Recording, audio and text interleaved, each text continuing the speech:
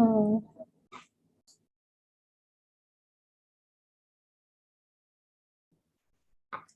Hi, we will wait for 5 to 10 minutes.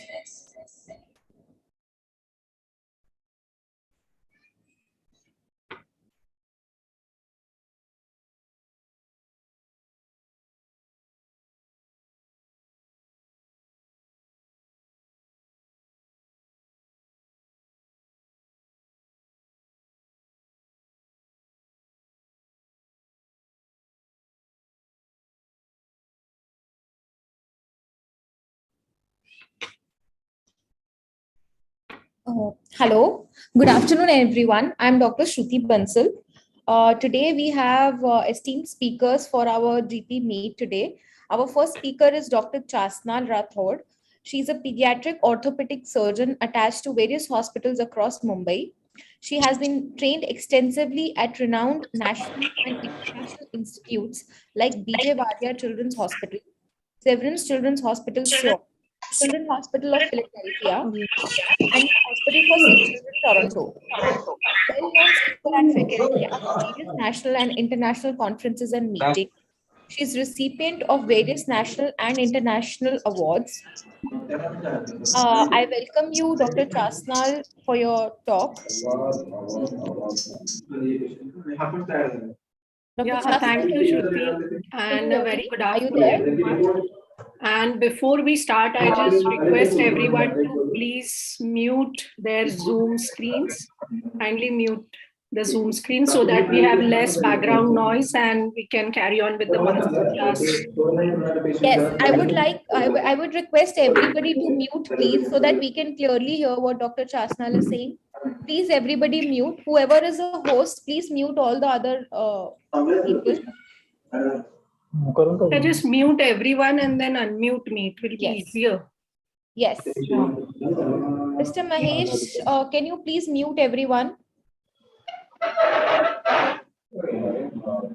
Yeah, so thank you again, everyone, for joining us. And I hope you all are doing well with the new third wave around. I'm sure most of us have gone through it and some are still struggling through it. And yes, we have a lot of participants today, which is probably a sign that many are well and at home quarantine. So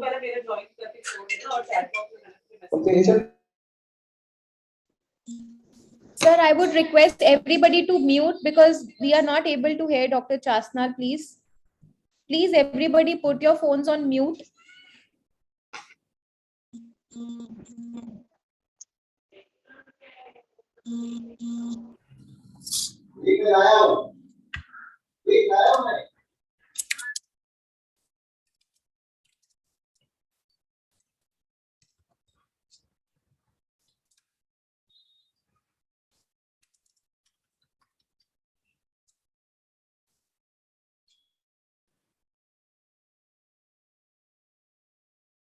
okay, so I think we are good. So are we done? I mean, if the host is okay from, is it fine? Yeah, so we are having a live stream of this same masterclass on the YouTube as well. And I'll be taking questions at the end of the talk, and any questions, they have to be typed in the chat box. And once again, requesting everyone to stay on a mute mode.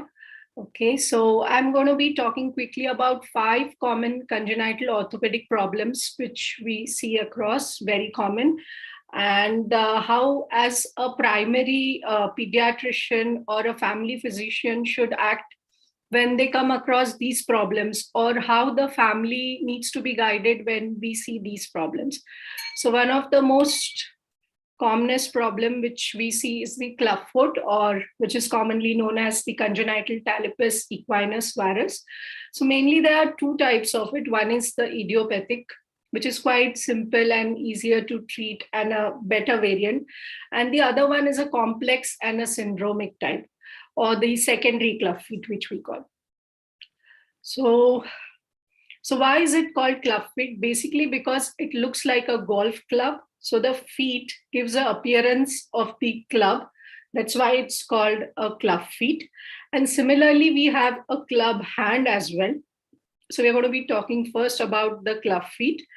And what is the protocol? So usually we come across these kids at the delivery. The first to see are the neonatologists or the pediatricians or the gynecologists who have attended the child post the delivery. And it is advisable that they advise a maternal manipulation for the from the mother to the child, and then a referral to the orthopedic surgeon as early as possible. So how does the maternal manipulation work? So this is how the skeletal system... Okay, so this is how the skeletal system of club feet looks.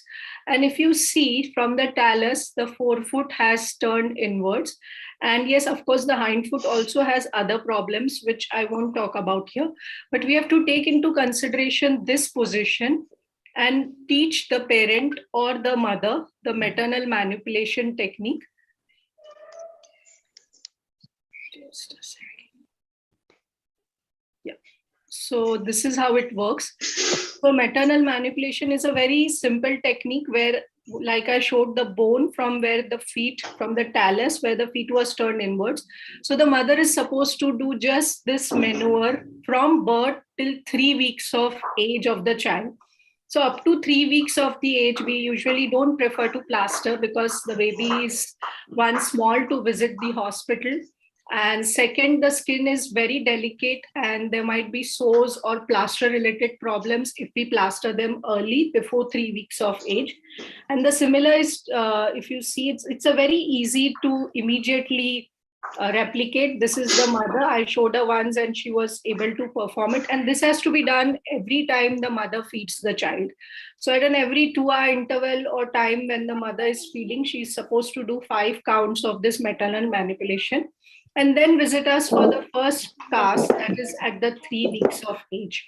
So the clubfoot treatment actually involves serial castings, which are around weekly plasters. And based on the severity, they can be around 5 to 7 weekly plasters. And at the end of this 5 to 7 weekly plasters, there's a small surgery which may or may not be needed. So if you look at this child, this is at the first plaster. And when they come next week, we see that the feet look much more better. And then they go in a second plaster. And eventually we can see that by the end of maybe 3rd, 4th or 5th plaster, they start looking good. The feet become straight. What remains residual is the equinus. So equinus is where the feet is turned downward and we are unable to dorsiflex the feet. So this is post-tenotomy. So this movement may not be possible before the tenotomy procedure. So this is, I have achieved this after doing a small tendon tenotomy. So what is a tenotomy basically? So the tendo-Achilles holds the heel in equinus. And this is a small procedure. It can be done in outpatient department or as a daycare procedure in the operative room. And it doesn't require much of big incisions or anything. It's a very minimal invasive procedure.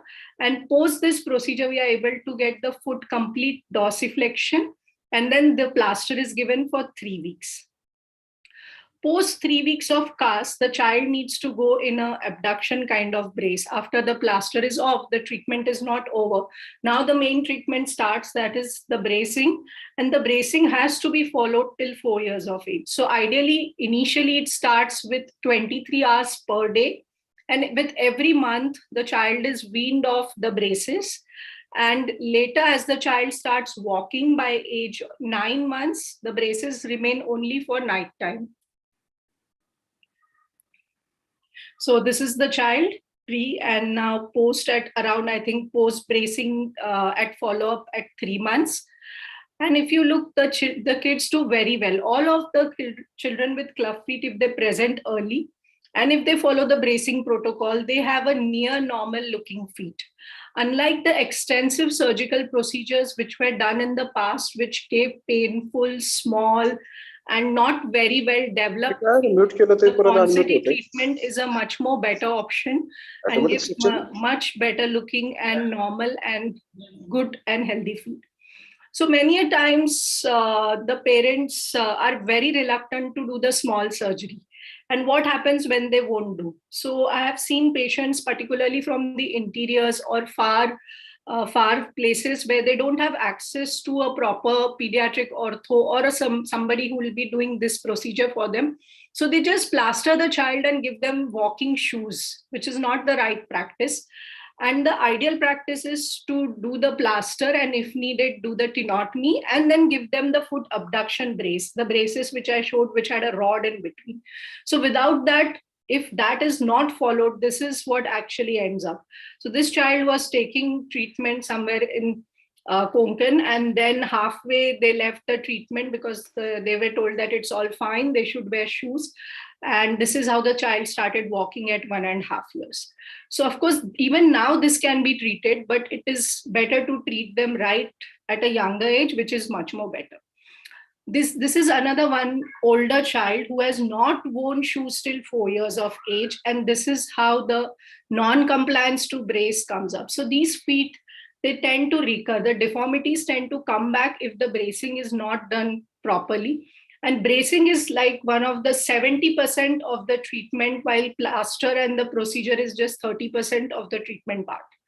And yes, the syndromic feet. So this is a child with Freeman-Sheldon syndrome, and these kind of feet also need long-term bracing. And these are the secondary club feet with associated other problems if you have a look at the child. This is another child with syndrome, and same a Freeman-Sheldon syndrome child. And if you see the club feet here. So these club feet in particularly secondary disorders like syndromes or secondary to spinal problems or neuromuscular problems, they tend to go in more of recurrence and relapse, and they need a lot of secondary surgeries as well as bracing. So it is important that they remain in brace, and bracing has to be constantly bombarded on the parents that they should continue doing that. One of the important aspects of club feet, it can be antenatally detected.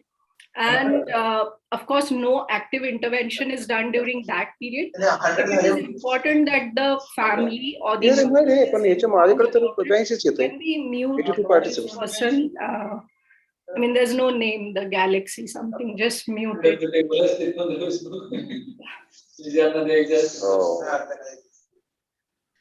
Yeah, so antenatally, when this is detected, it's important to discuss it with the family. Not only this helps to take away the stress of the mother. So the mother is kind of low on stress. The family is prepared for the treatment, and they are already ready, and they take the child as early as possible for the treatment to the pediatric ortho without any delay. So what is the club points here? That antenatal counseling should be done if possible, and the mother should be referred to a pediatric ortho or ortho when it is detected, so that they know that what are the possibilities, what is the outcome, and she does not have stress about it.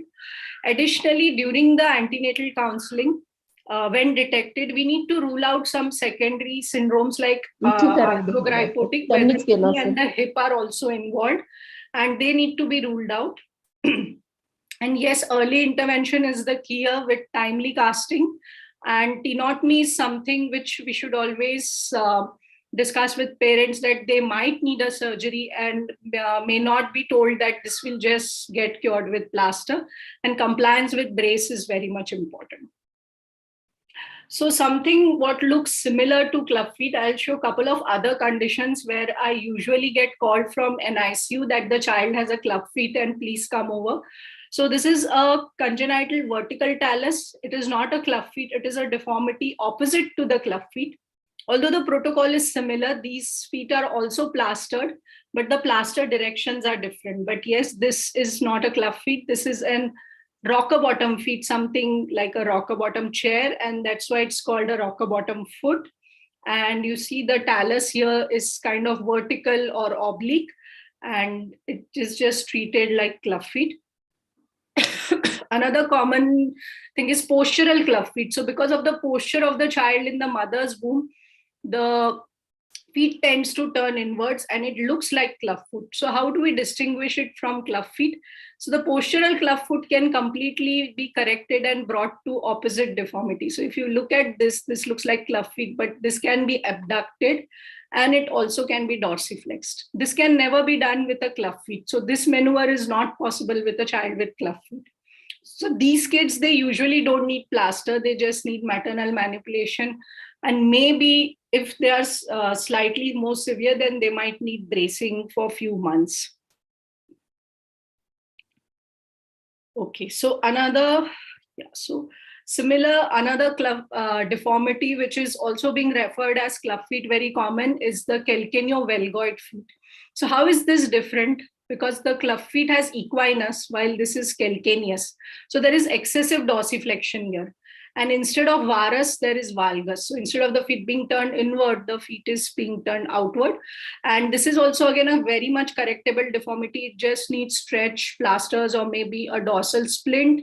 And over a period of time, it corrects wonderfully and rarely needs surgery for the same. So now coming to the second, another common problem. So with the corollary of the club feet in the feet, we have radial club hand in the upper extremity. And radial club hand is something where the radius of the forearm is either hypoplastic or absent. It may or may not have thumb hypoplasia. Like if you see here, the thumb is not a very well-developed thumb here. And this is a hypoplastic thumb. This is again fairly common problem seen in children. And it is associated with various syndromes, that is the TAR, Vactral, and the Holt-Oram syndrome. And many a times we see that kids with radial club hand, they have associated cardiac anomalies as well as seen with the Holt-Oram or the other syndromes here. And they vary. So at times there is just hypoplasia. So if you see here, the radius is not grown completely. So the ulna has grown, but the radius has not. Again, if you look at this one here, the radius has failed to grow as compared to the normal one. Here, the distal part is absent, and here the whole of the radius is absent. So that's how the radial club hand can present in various states. So there are 4 types of it. And how does the treatment, or what should be the guideline, or how to kind of guide these parents for the child with radial club hand? So initially, when the child is up to 3 months of age, they can be given a splint or a stretch plaster, depending on how severe the radial club hand is. And once the radial club hand is brought to almost neutral, so it is more of deviated internally. So once it is up to neutral, so the ulna is in the line with the carpus here. So that is our aim, to get the hand in that position. So the wrist has to be in alignment with the forearm, and either a splint or a cast helps. If not, in severe deformities, then such a fixator is applied. And this fixator kind of rotates. It has to be rotated every day by the parent so that it stretches gradually. So there is no much of stretching of neurovascular, as well as the tissue is not hampered much. And the definitive management is, once that is aligned, then a proper surgery is performed where the ulna is brought in the center. This procedure is called centralization. So ideally, this should be done before 6 months of age. The right time is between 3 to 6 months of age, and it gives very good results when done early. And if delayed, then there are a lot of other problems. In that case, we have to shorten the bone to get it in place here.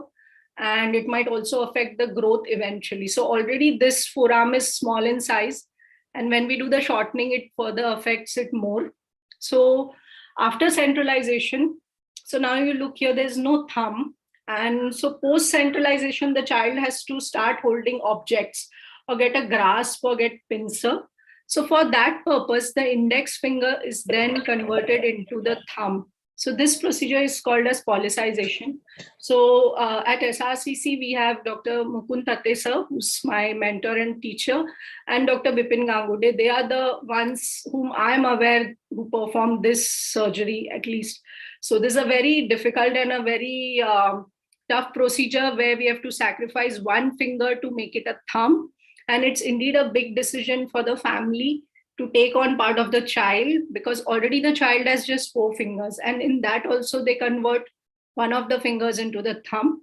But yes, it has very good results. So if you look at this child, how beautifully he's holding the biscuit packet here, and he's got a very nice grasp. And apart from this, I've seen his couple of other videos, and I've seen children who do bowling and play piano and even guitar post policization and centralization. So with all these procedures, by the time the child is around 8 or 9 years, this hypoplastic ulna, or the bone which is present, tends to remain shorter as compared to the opposite side. And in that case, it has to be lengthened, and stage lengthening procedures are advocated. So this is an external fixator just used to lengthen, and we lengthen it at around 2-3 intervals so that the child can have a near normal looking forearm as compared to the opposite side. So again, for the radial club hand, to summarize, I would say that yes, we need to pick it up early. The hypoplastic or the mild varieties do well just with tendon transfers and splinting. The severe ones, like I showed you, the whole spectrum of surgeries, every child needs most of these surgeries, and they should be started at these particular times, because these are the right time when the child is developing and the function of the upper extremity is setting in. So the natural history where the pincer grip comes is around at 12 to 14 months. So it's best to have a thumb ready by that time so that the child learns to use this hypoplastic fingers as well. Okay, so coming to the third common and one of the most common congenital problems in children. So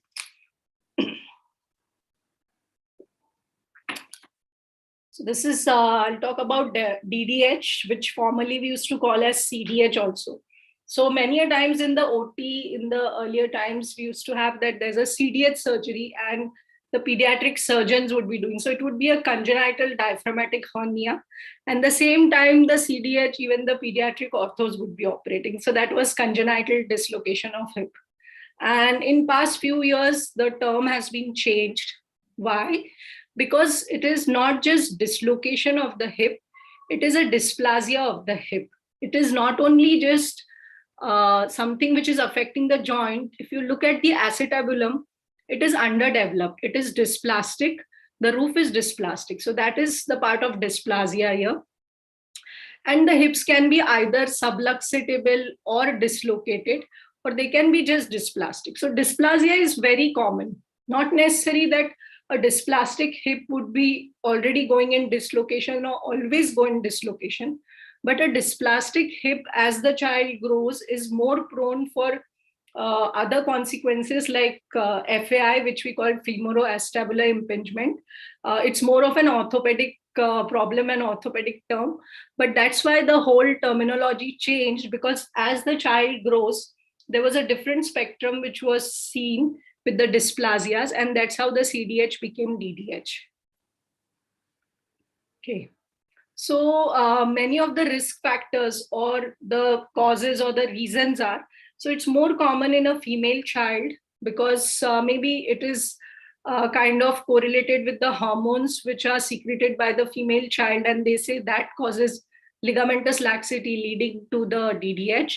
It's more common on the left side of the hip, although bilateral cases are also very much commonly seen. And the left is more common because that is the most commonest intrauterine position, where the left hip is kind of adducted against the mother's spine.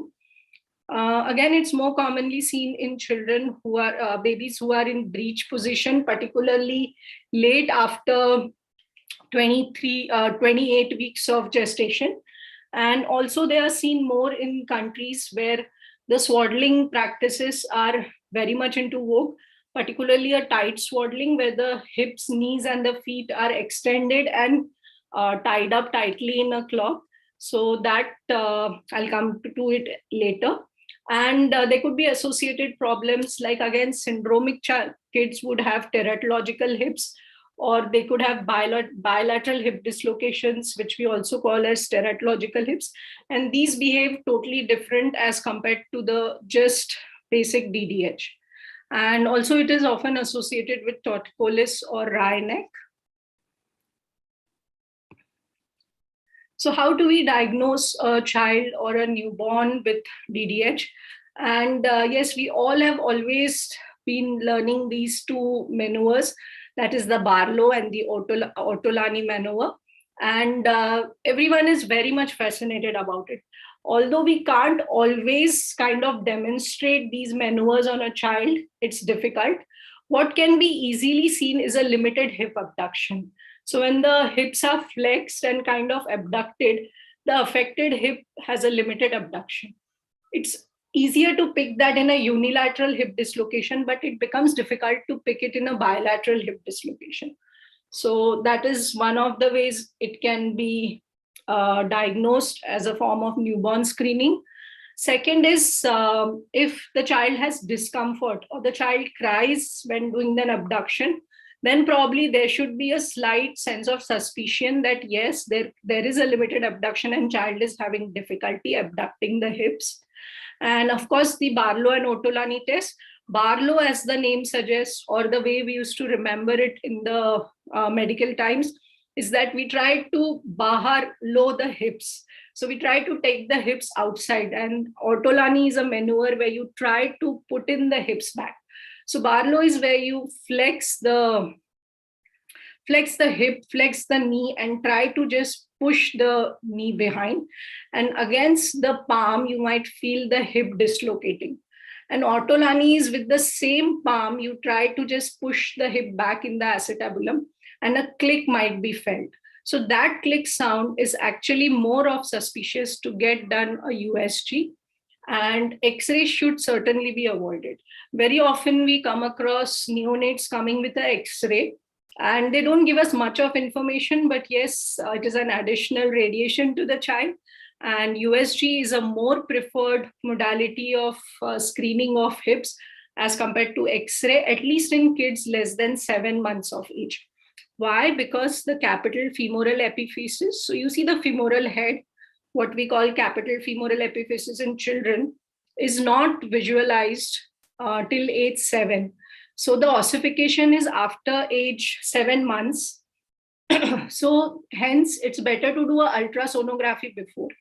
Of course, the X-ray also, we are able to find out if it's a DDH or not. It might be difficult for a non-ortho specialty to draw these lines and angles, but it's a very easy thing. So I'll just quickly take you through it, because if you have such X-ray, how do you know that the child has a DDH or not?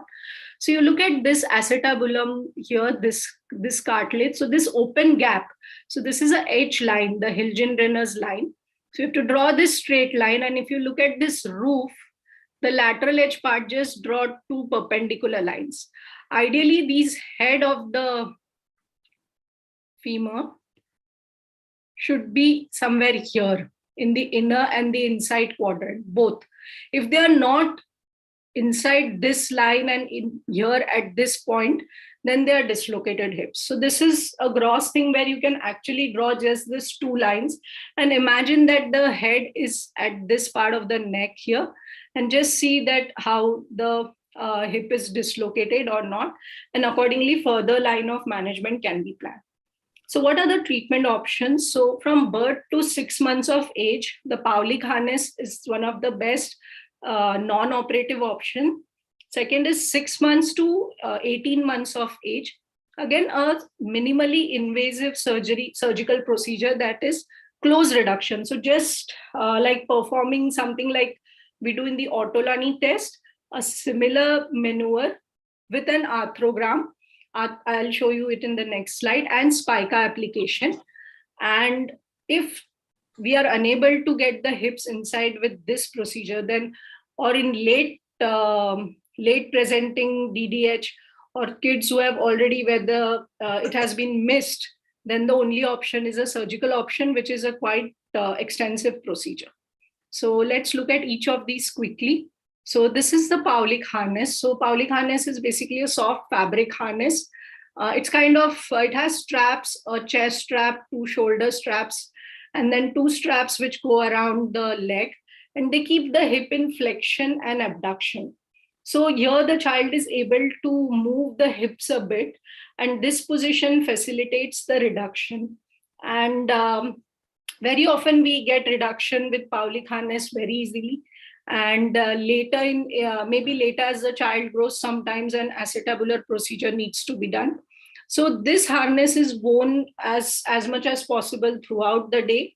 And repeat ultrasonographies are done at 3 weeks, 1 month, and subsequently at another 8 weeks to assess the position of the femoral head.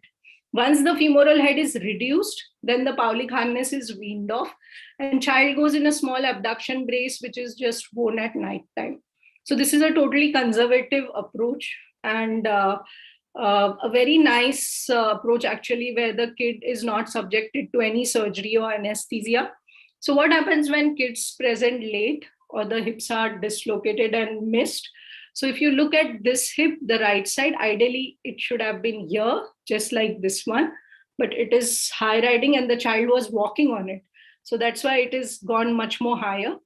And if you see, the acetabulum is dysplastic. So ideally the acetabulum should be like a cup over the femoral head. But here, if you see it, it is more of vertical. So that is what I mean by dysplasia. And this is an arthrogram. So this is a dye. It is a meglumine dye, trizoid dye. That is the urographin or the uropaque, which we use in radiology or urology. And this dye is injected under C-arm, and we reduce the hip in there. After reduction, it is seen that how the hip has reduced in the joint. And if the reduction is good, the child goes in a spica cast. And this spica cast remains for around 1 month to 6 weeks, depending on the stability of the reduction. And you see the hip which was out is now in position. And we have been able to avoid an extensive surgery again. Okay, so I'll take you through another case here. So this is a child with bilateral DDH, and I put them in a Pawlik harness. With the harness, one hip got reduced at age 7 months, and the other hip was still dislocated. And we tried a lot, but the left hip was difficult to get back into the harness, and the child needed a surgery for the same. So, so the child underwent open reduction. And if you see, this hip has to go in here. So the femur now needs a slight angle so that it can remain in that socket there. And the socket which were vertical, they now need surgery so that they become more horizontal, so that they can hold the hip with much more stability.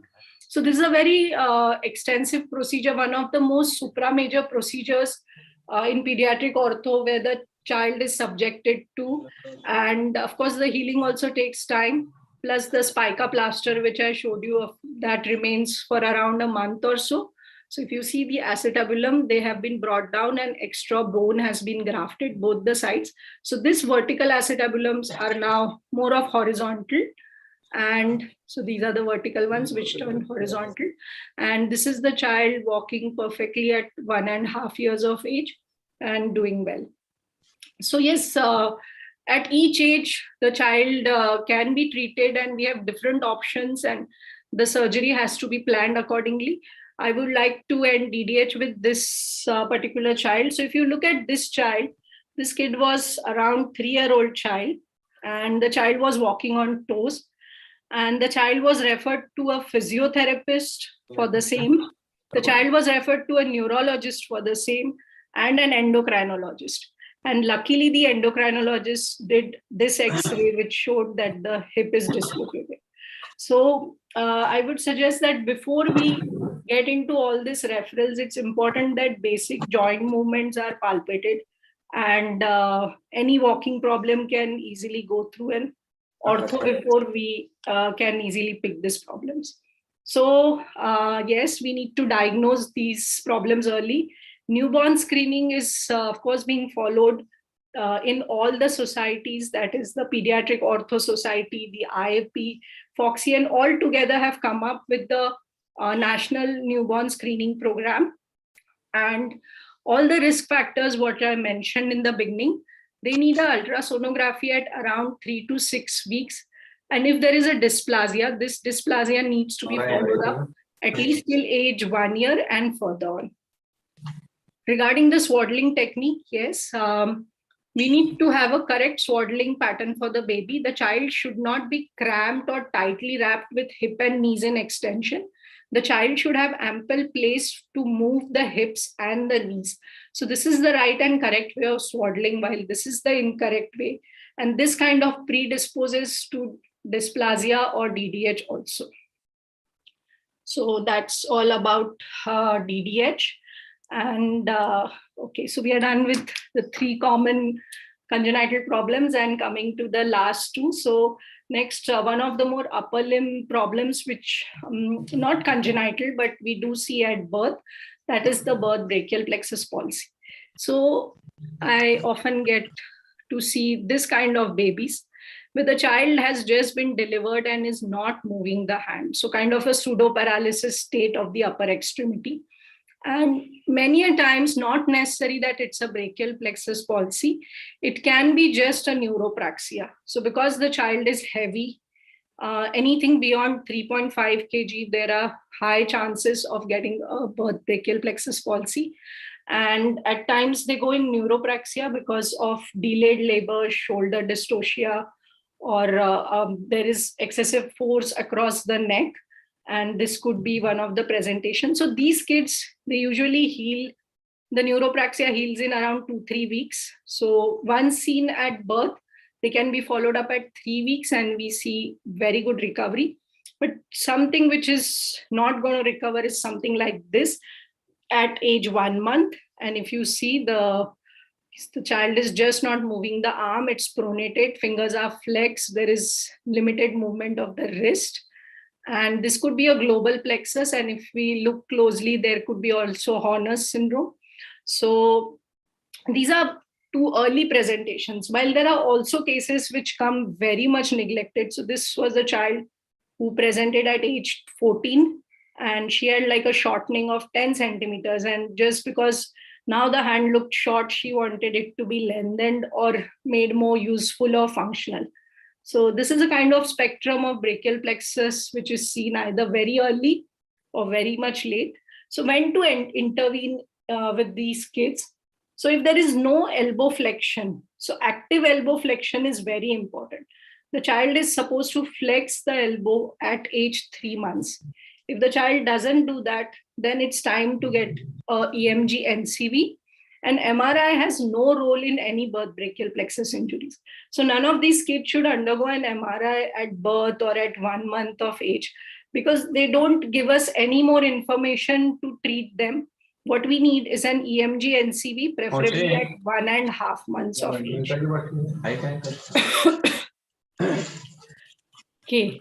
So EMG NCV is one of the best investigation because it helps us to identify what lesion it is, whether it is C5, 6, 7 or just C5, 6, or is it a global lesion?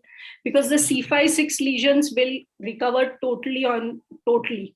There'll be hardly any deformity. But yes, anything after that would lead to co-contractions, because while the neuroma is healing, there is kind of crossover of nerves and there could be co-contractions. And another investigation which might be helpful is in older kids is a CT in little younger kids and MRI to look for humeral head subluxation and glenoid version. Because the child constantly keeps the shoulder internally rotated, the humerus kind of dislocates from the scapula. So this is the glenoid. This is a cross section. If you look from the top, this is the scapula, this is the shoulder joint, and this is the humeral head. And that's how the humerus dislocates. So it might not look as if it's dislocating unless we do this investigation. And these needs to be done in kids who have not been intervened before, or any child after age 2 or 3 years needs to undergo this investigation, and even subsequently in follow-up. How do we have our own ways of evaluating so that we can plan the right surgical modality for these kids? And prior to 9 months of age, the best time is for the nerve surgery, that is before 9 months of age. If you want to get the optimum results and best function, then 9 months is the cutoff. And if there's no flexion of elbow at 3 months, then the child should undergo a neurotization. And for late presentations or residual deformities, so these are the problems usually treated by the orthopedic department. And the primary nerve surgeries at SRCC are done by Thatesa. And these are the ones which we see in the orthopedic department usually. And I'll take you through each of them. So what is a co-contraction basically? So like I said, that the nerves kind of cross over. When the child is flexing the elbow, the extensors will co-contract with them. So when we do the EMG NCV, you will see that with the biceps, the triceps is also working. So because both the muscles are working together, now the elbow doesn't know what has to be done. And the nerves have kind of jumbled up and causing this co-contraction. So here we kind of do a Botox or botulinum toxin injection for muscles which are co-contracting in wrong phases. So this is one of the procedures which is done in younger children to get much more better results. And then there is a shoulder muscle transfer to improve the range of movement, particularly in kids who are a little more older, 2, 3, or 4 years of age. And this also takes away the co-contractions and prevents the dislocation like I showed you before. Good, So, good, very good, good. So this is a child, if you have a look, unable to abduct and unable to externally rotate also. And he underwent a shoulder muscle transfer and further release. And this is the amount of abduction he is able to achieve. And now he's been waiting for some wrist procedures at a year or so later. So again, an 8-year-old child. This was the untreated brachial plexus injury here. And there was limited abduction and post-shoulder muscle transfer. The child is able to do full abduction. And that's how they result. So when the shoulder starts dislocating, these procedures, they help to get it back into position and improve the angle of the joint as well. So the surgery is very helpful to avoid long-term problems. And we have our own very much one of the largest cases across the world published, and which talks about around 150 cases and results of this procedure in kids with brachial. Fairly common problem, not addressed at the right time. And yes, we would request that the child should not, so here again, the swaddling should be avoided. They should be started on therapy as soon as possible. And if there is no elbow flexion till age 3 months, child should be referred immediately for neurotization surgeries. And the late presentations or sequelae can be treated with shoulder muscle transfers like this child as shown previously. So that's about birth brachial plexus palsy. And coming to one of the last, again, one of the common congenital problem is the Cmt Torticollis or the congenital muscular torticollis, which we also refer to as Rathod. So sometimes this usually presents at birth or the child. We can see this maybe after some months. And if the parents have been very smart to observe the child, they will observe a swelling at the sternocleidomastoid muscle, and just like this kid. And if you see, it's a large swelling. So the cause or the reason for torticollis are kind of variable. Again, it is kind of correlated with the intrauterine position of the child. And also during the birth process, if there is a stretch in the sternocleidomastoid, it causes bleed or hematoma in the muscle, leading to fibrosis of that muscle while healing, which we refer to as fibromatosis coli. So these are a couple of reasons or the theories behind the torticollis. And apart from this, there could be like something which looks like torticollis, but not actually torticollis. In cases where kids have ENT problems or ophthalm problems, those kids could also present with head tilted and chin tilted to opposite side. So usually the kid with torticollis will always have the head tilted to the side of the torticollis and the chin tilted opposite. So this is the child who was in the previous video with the swelling of the sternocleidomastoid. And I asked them to just do physiotherapy for around next 3-4 months and then just come back, and the child was doing good. So the chin is in midline and there is no tilting of the. So ideally we should wait till age 2 years for any torticollis to operate. So the best time to operate is after 2 years, although kids always present to us much more later in life. And then what happens is, if you see the facial asymmetry, so this is a right-sided torticollis. Just look at the shoulder symmetry here. The eye, if you see the entire face, because it's tilted on the right side, you will see that there is hypoplasia of the chin. The eye is kind of drooping, and even the ears, the earlobes are at two different levels.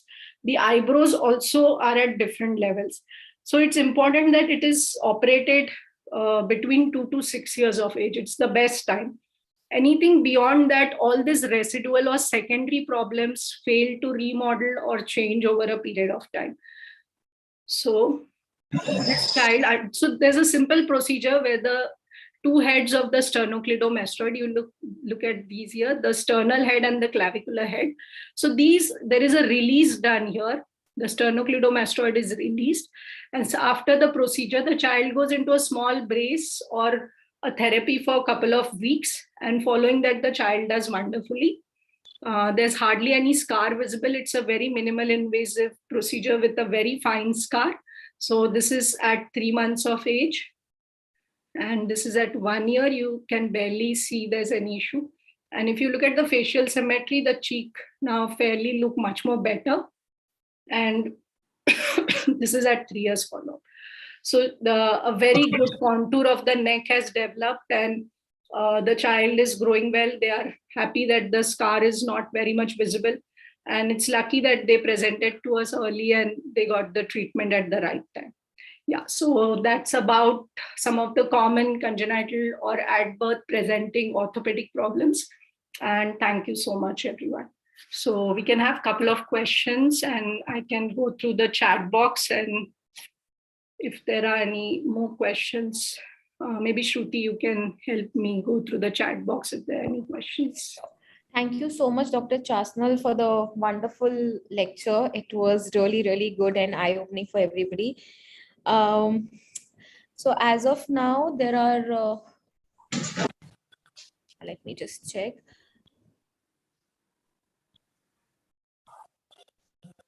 If anybody has question, they can unmute themselves and directly ask.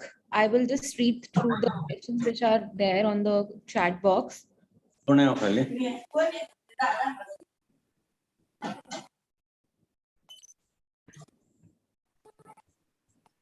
honestly can't see. Superb presentations.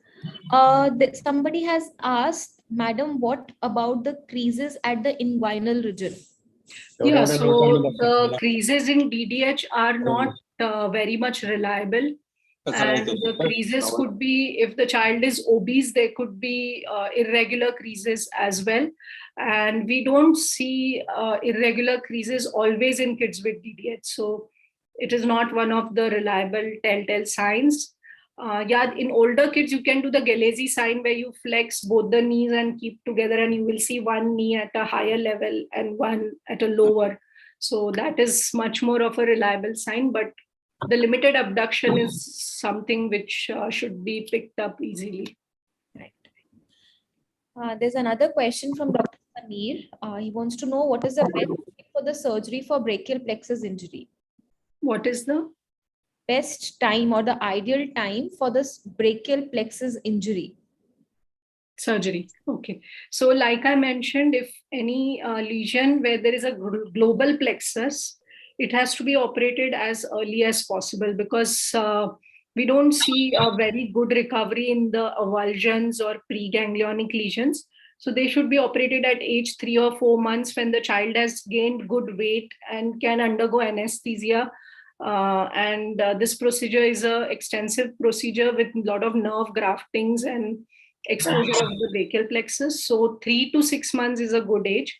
And all other kids who don't achieve elbow flexion at 3 months should also get subjected to neurotization or nerve surgeries at any time between age 3 to 9 months is one of the best months. After 9 months, the prognosis is not so very good. And ideally, it should be done before age 9 months. Right. Thank you. The question which says that, do CTEV shoes help in any way? So CTEV shoes, they don't maintain the foot in abduction. So only the foot abduction braces are the braces which are kind of recommended worldwide, and they should be only worn during the nap time. So these braces are to be worn at night time only. And CTV shoes are something which were used very much in the past, and we don't advise them anymore. Another question is, what will be the indication of surgery in clubfoot? Okay. So yeah, there are different surgeries. So if you see the child, so let me put it like that. So with the Ponseti currently, any child presenting even in walking age, we tend to do plasters and tenotomy. So this is the standard procedure which is followed for any age, and children presenting even as late as age 12. So because this is the newer guidelines. And of course, if there is recurrence or if there is deformities coming back, they are also again treated by replastering. And if they don't correct, then only there are particular surgeries like tendon transfer, where the direction of the feet is changed during walking. And maybe later ages, the child might need some bony surgeries. So there are very few indications now, with more of plaster and Ponseti being in vogue. There are only very few subset of kids who need particularly surgeries. Also, syndromic kids and arthrogrypotic kids, they are more of a candidate for surgeries because they are more rigid club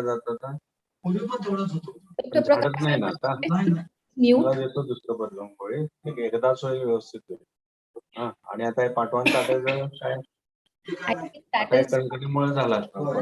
there are no more okay, there's one question which says that what is the frequency or schedule of physical therapy and what age does it start? Therapy for? We have not specified, but I guess they're asking for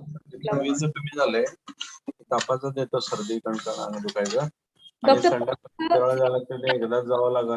asking. Powder चालू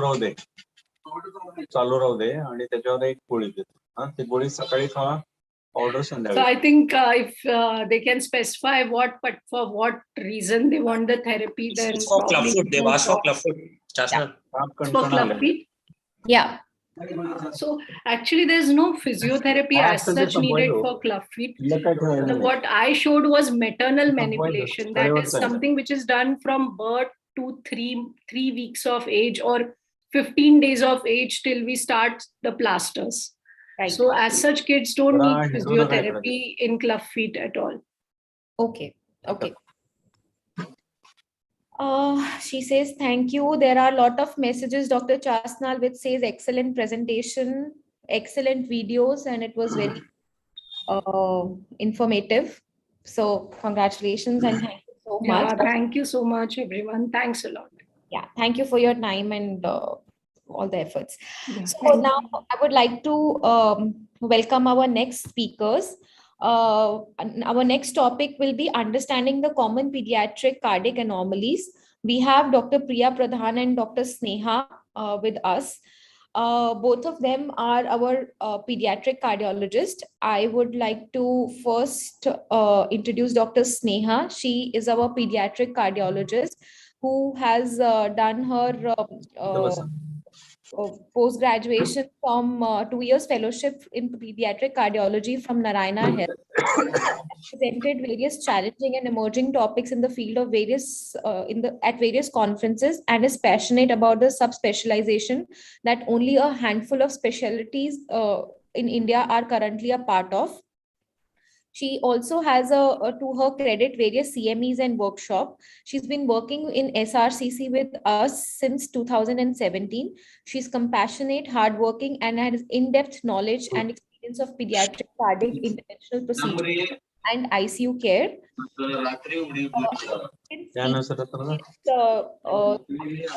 Dr. Sneha, pediatric cardiologist. Dr.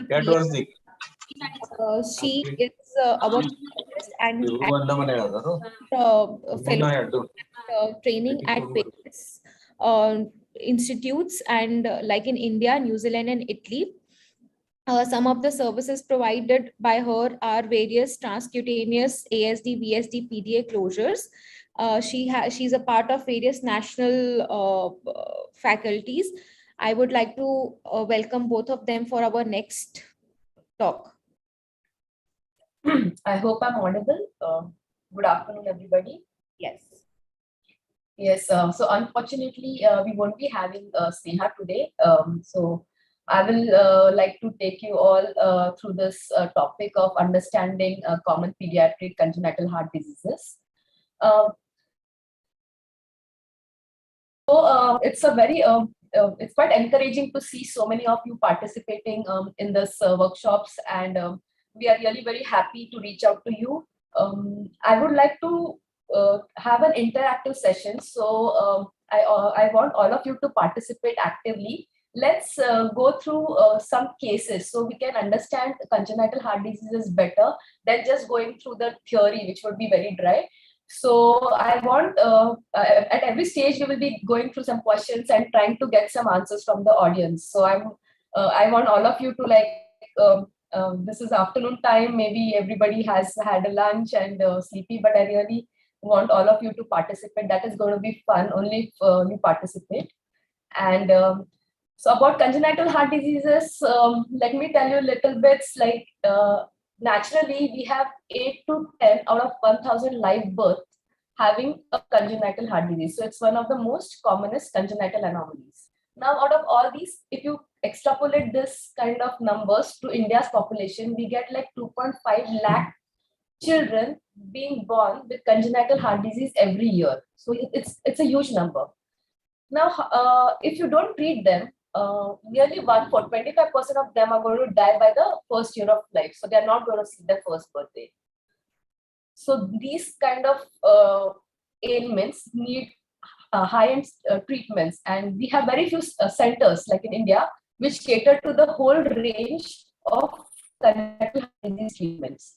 And I'm very fortunate and proud to be one of them. So in SRCC hospital, we have the best of the modalities for treating these patients. We have ECMO support, which is again available in only few centers. No center in Mumbai has the ECMO support. So that helps us to do kind of high-end surgeries and take very critical patients with us. I'm not able to go ahead with my slides. Yeah. So case 1. All of you can unmute, and we can, like, whoever wants to answer should unmute, and we will just go orally. We don't have to type because reading the chat box becomes quite tedious. So I encourage you to talk, but if we'll see how it goes accordingly. So this first case is a 5-year-old child.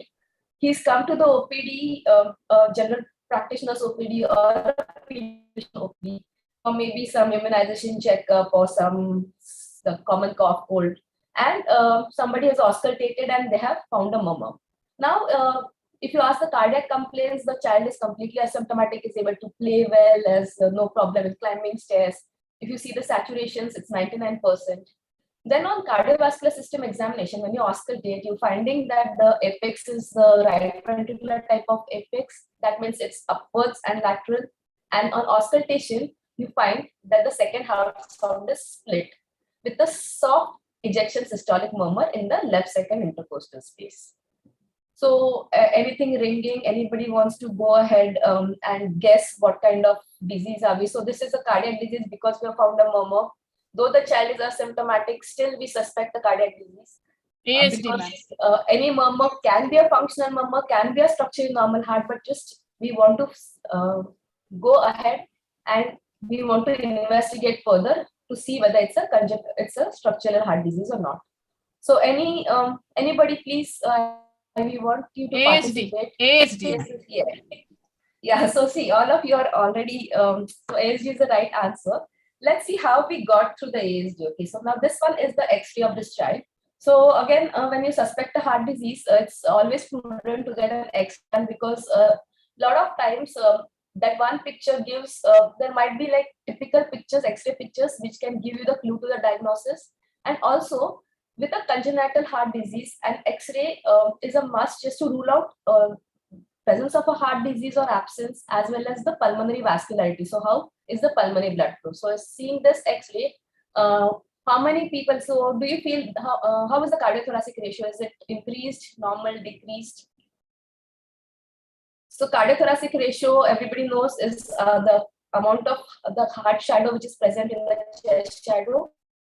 So this heart occupies more than 50% of the chest, 55 to 60%, around 65% is the cardiothoracic ratio. So this is called cardiomegaly. And if you see at the lung plates, there's increased pulmonary blood flow situation. So it looks a little white. It is not the dark lung. Do you agree? So I'm seeing on X-ray a little bigger heart and a little increased pulmonary blood flow. So what a lesion should we think about in this child? We should think about, of course, a cyanotic lesion. So we look at the left-sided column. So left-sided column, we have a cyanotic lesions because the saturation was 99%. So we're thinking about ASD, VSD, PDA. We are thinking about, are we thinking about obstructive lesions here? So now let me tell you something, how we come to the diagnosis only on the history and examination findings. See, this child is 5 years and asymptomatic. And you have got a soft ejection systolic murmur with a split second heart sound. Now this all goes in favor of an atrial septal defect. Look, 5 years asymptomatic with a white click sound, ejection systolic murmur and cardiomegaly. So why not a VSD? Anybody? Could it be a VSD? What goes against a VSD? Split. Like there's no fixed split in VSD. Exactly. So now again, so many times auscultation can be challenging and we may not be able to actually elicit the fixed split because children are crying, irritable, they are not breathing as we tell them. So actually to elicit a fixed wide split, you need to ask them to inhale, stop, exhale, stop, and you need to see exactly whether the second heart sound is remaining the same and there's no variability. So this can be challenging.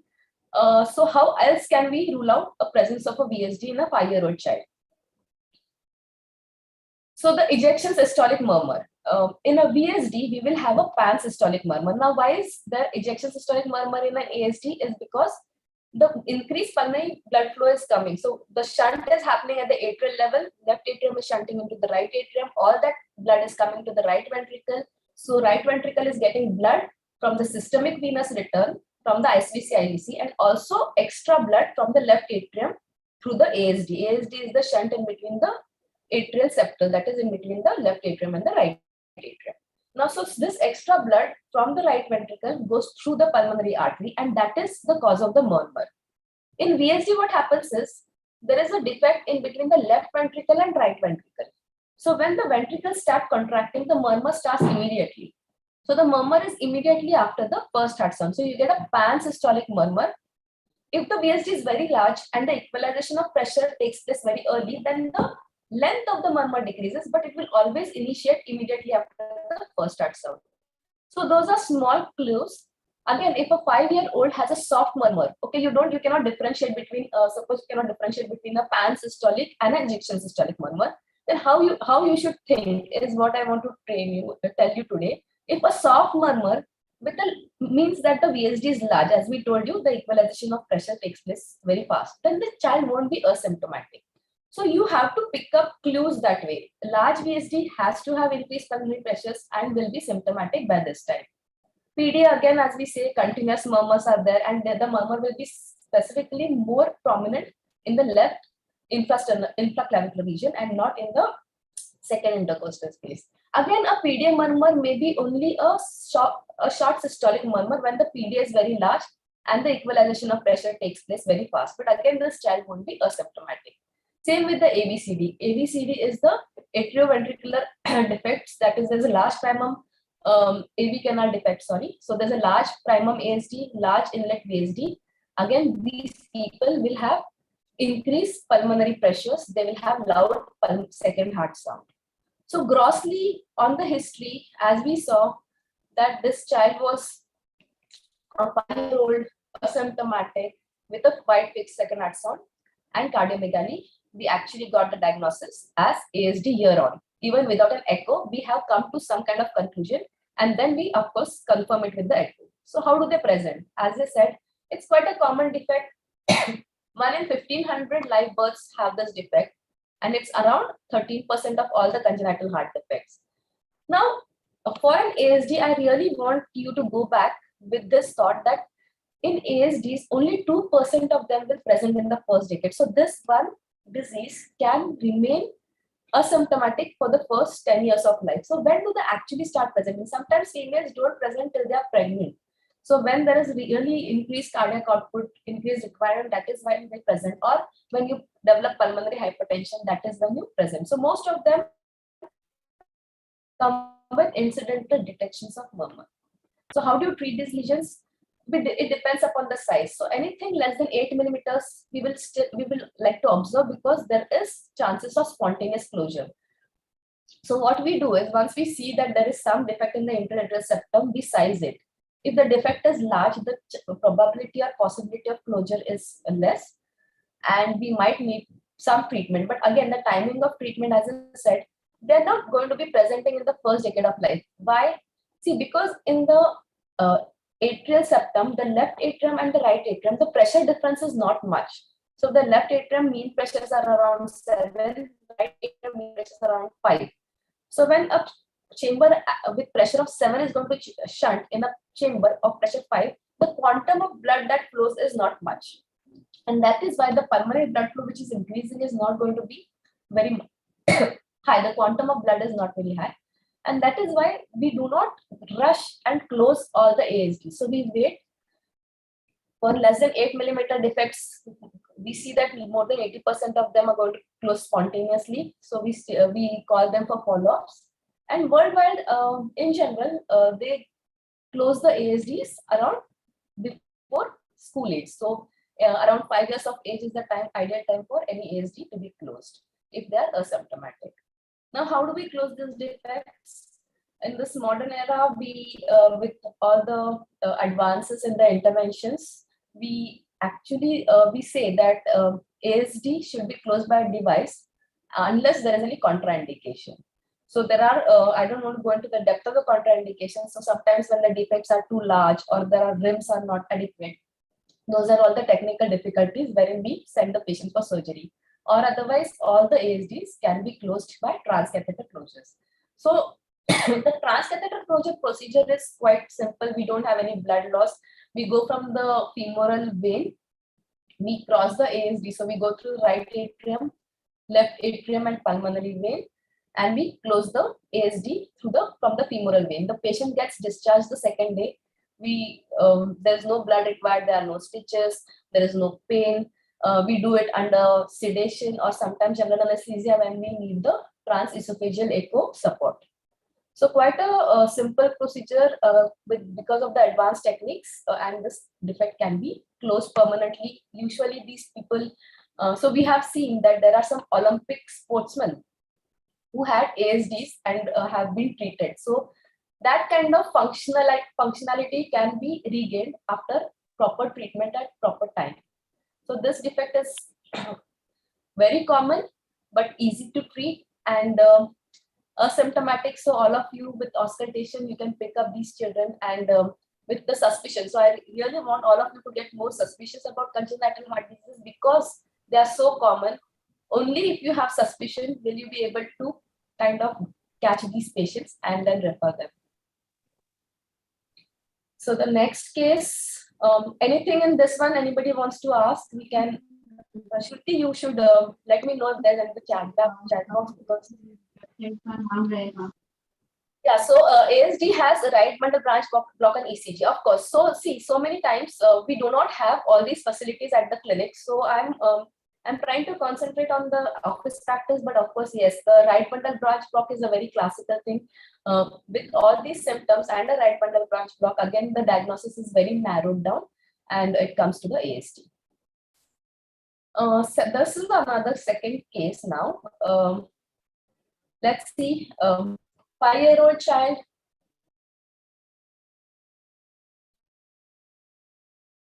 Here we have some kind of dyspnea. So this is NYHA class 2 dyspnea. That means it is on efforts. So usually less than accustomed effort. So previously you were able to do some things and now you are getting tired with that kind of efforts, is that dyspnea. So this child is getting a little breathless when he's running around or climbing stairs. Saturation is 90%, though I'm not seeing any obvious cyanosis. Child is not looking sick. Again, see, on auscultation, I'm finding the similar findings as that of the previous case. I'm getting a RV type of effects.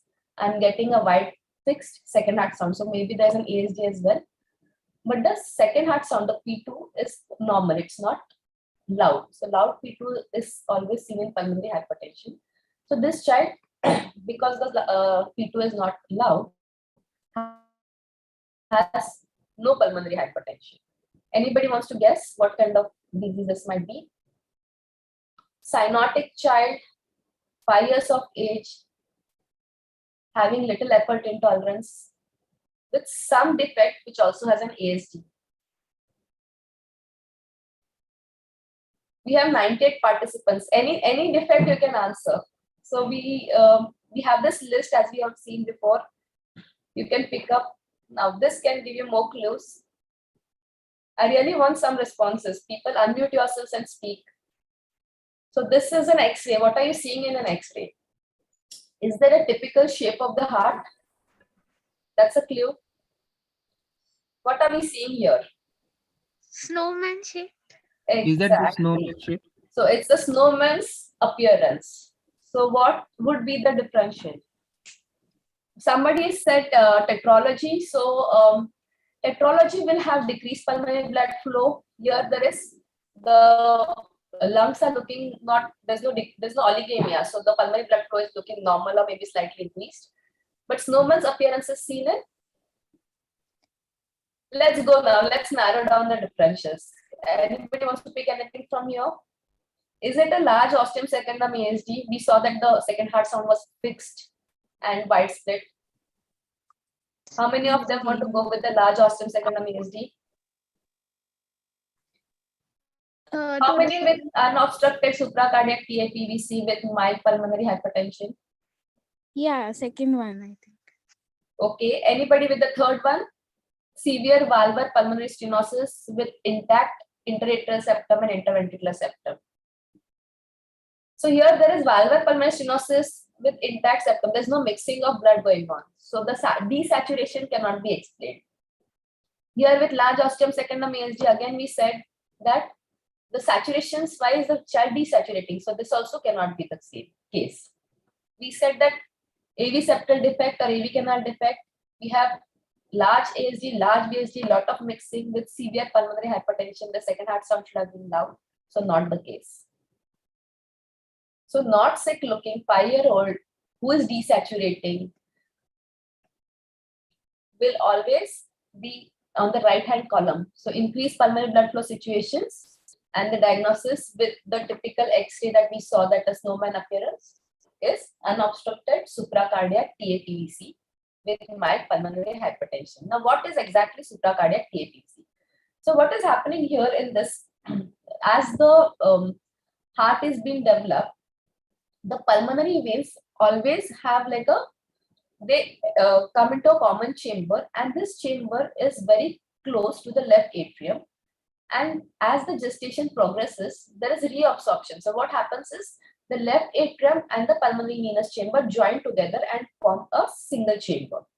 Now, if there is any kind of problems in this process, then this venous chamber remains separate from the left atrium. So it is not, the veins are not coming to the left atrium. They are not joining the left atrium. And instead what happens is they drain through some channel into the right atrium. So in supracardiac TAPVCs, there is this vertical vein which goes up into the innominate vein. Innominate vein goes into the right SVC, and right SVC goes into the right atrium. So this is supracardiac TAPVC, and that is why we are getting the typical snowman's appearance or figure of 8 appearance on the X-ray. So what you're seeing in the mediastinal shadow is the dilated vertical vein which is going up to join the innominate vein, then the innominate vein shadow, and the right-sided SVC which is dilated because it is getting all the blood from the head and neck region, as well as this extra blood from the pulmonary veins. So how does the patient survive? The patient survives because of the interatrial septal defect. So these have obligatory ASDs, and that is why we are getting that fixed second heart sound, fixed split in the second heart sound. So this ASD, what it does is basically, it shunts the blood from the right atrium to the left atrium. And that is where the cardiac output is maintained. So pulmonary venous blood, which has to come to the left atrium and then be pumped by the left ventricle to the body, instead is getting all together mixed up in the right atrium. So right atrium is getting the systemic venous return plus the pulmonary venous return. So you have a dilated right atrium that is also seen in the X-ray. So the lower part of the 8 is actually dilated right atrial shadow. And so you can say the apex is right ventricular type, because the right ventricle gets all that blood. Some blood goes through the PFO. So obstruction most commonly occurs at the level of the interatrial septum or the PFO level. So some blood goes to the left atrium and the cardiac output is maintained, and most of the other blood comes to the right ventricle and goes to the lungs. So right atrial right ventricular dilatation with cyanosis is, so with the typical X-ray appearance of a snowman, is supracardiac TAPVC. Should be any doubts? Anybody wants to ask anything here? So it's around 3% of all congenital heart diseases, a lesion which has to be diagnosed early, because only 50% can survive beyond 3 months. So if it left, because those obstructed lesions, if it is obstructed TAPVC beyond 3 months, these attrition rates are very high. Only 20% survive the first year if not treated on time. And only those, so we have very rare cases where there is no obstruction in the TAPVC. So there are different kinds of TAPVCs. This cardiac TAPVC, intracardiac TAPVC, and supracardiac TAPVC. So cardiac TAPVC most commonly is unobstructed, and these children can survive beyond 1 year. But any obstructed TAPVC, that is very difficult to survive beyond 1 year. So this needs surgical correction. We have no methods in which we can help in the transcatheter approach for these children. But it's a very high yield surgery. So single stage 1 surgery is going to cure the child for life. So you usually, if the pulmonary veins are fine and the operation is done on time before the pulmonary pressures have gone beyond, then a single stage surgery gives the lifelong cure. But do these children have a normal life? Like as we said in the ASD, like children can actually go to competitive level sports and do all sorts of stuff even though they have a corrected congenital heart disease. These children with TAPVCs, it's a developmental anomaly. It's a defect with the formation. So these have they may have some issues with the lungs. So when the alveoli have been formed, when the reabsorption is taking place, there was a problem at that level, and that's why these people may have some problems in the lungs, and they may not have a very competitive sport life, but they can of course lead a normal life with normal exercise tolerance. My next case, I have lost it. I think I've lost the next case. I'll have to tell it orally to you. So let's say we have a child who is 5 days old. Okay, this child was fine, he was born well, has gone home, and then suddenly at day 5 of life, somebody feels that there is a little increase in the respiratory rate, and then they measure the saturations, and the saturations are not right. So the child has a little decreased saturation. So when a well child goes home and then is found to be cyanotic, what lesions are we suspecting? So we are suspecting duct-dependent lesions. So what is happening here is, there was a PDA which is present at birth for all of us, and in the first 48 hours of life, the size decreases and it may nearly close off, and that is when the lesions which are duct-dependent. So duct-dependent is either the systemic circulation is dependent upon the PDA, or the pulmonary circulation is dependent upon the PDA.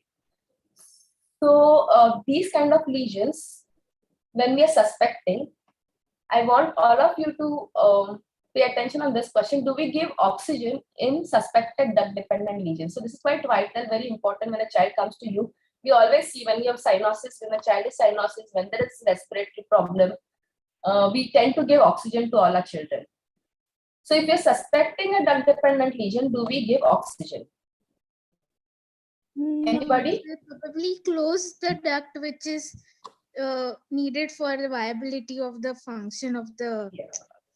So yes, partly right, I can say. Why I will tell you.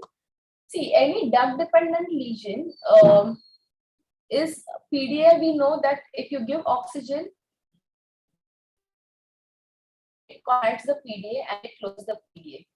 But what kind of FiO2? So it is not completely contraindicated to give 40% of FiO2 at least is needed for the duct to contract and close. So you may get off with giving a little bit of oxygen, which is less than 40% FiO2.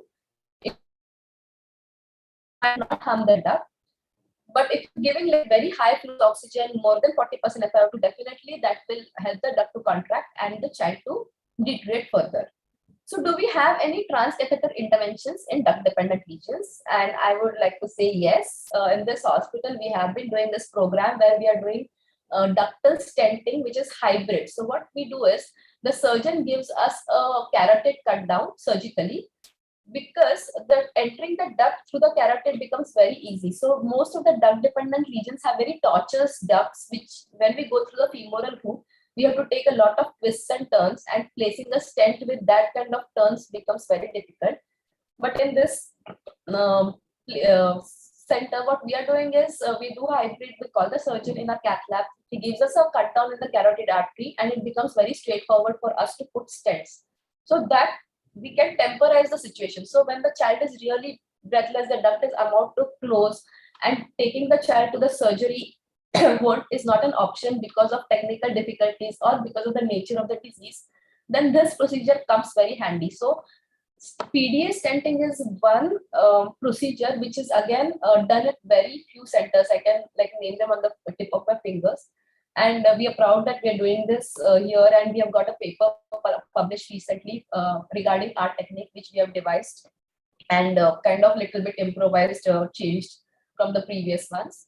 And so transcatheter interventions are available. If the child is referred, we can temporize, we can keep the duct open by stenting the duct. Of course, surgical procedures are needed. So it's a stage thing. Duct-dependent lesion, when we stent, we buy some time for the baby to grow, for them to undergo the big surgery and gain some weight and anesthesia. The risk of anesthesia decreases, risk of surgery decreases, and eventually they can go for the complete correction. Sometimes when in the centers where duct-dependent lesions transcatheterally are not stented, they directly go for procedures wherein you can put shunts across the aorta to the pulmonary artery, like VT shunt or Glenn's procedures. But at this stage, when there is duct-dependent pulmonary circulation, VT shunt is the surgery of choice. So this child which I was talking about, who has come at 5 days with a little distress, had transposition of great arteries. So what happens in transposition of great arteries is the left atrium is connected to the left ventricle, but the left ventricle is not connected to the aorta. Instead, it is connected to the pulmonary artery. So here the great arteries have been transposed, and the right ventricle is connected to the aorta. So our normal circulation we see is right atrium, right ventricle, pulmonary artery, aorta, left atrium, left ventricle, aorta. But in transposition, it is a parallel circulation. So how do you actually survive if you have this kind of circulation? So the oxygenated blood coming to the left atrium is going back to the pulmonary arteries to get oxygenated, and the deoxygenated blood coming to the right atrium is again going to the aorta, which is systemic supply. So the deoxygenated blood again is going to the body. So sorry for this. You need to have some kind of shunting somewhere, some kind of mixing somewhere for the baby to survive even a bit. And most of the times it's the patent ductus arteriosus, that is the connection between the pulmonary artery to the pulmonary aorta, which keeps the baby alive for the first few days of life.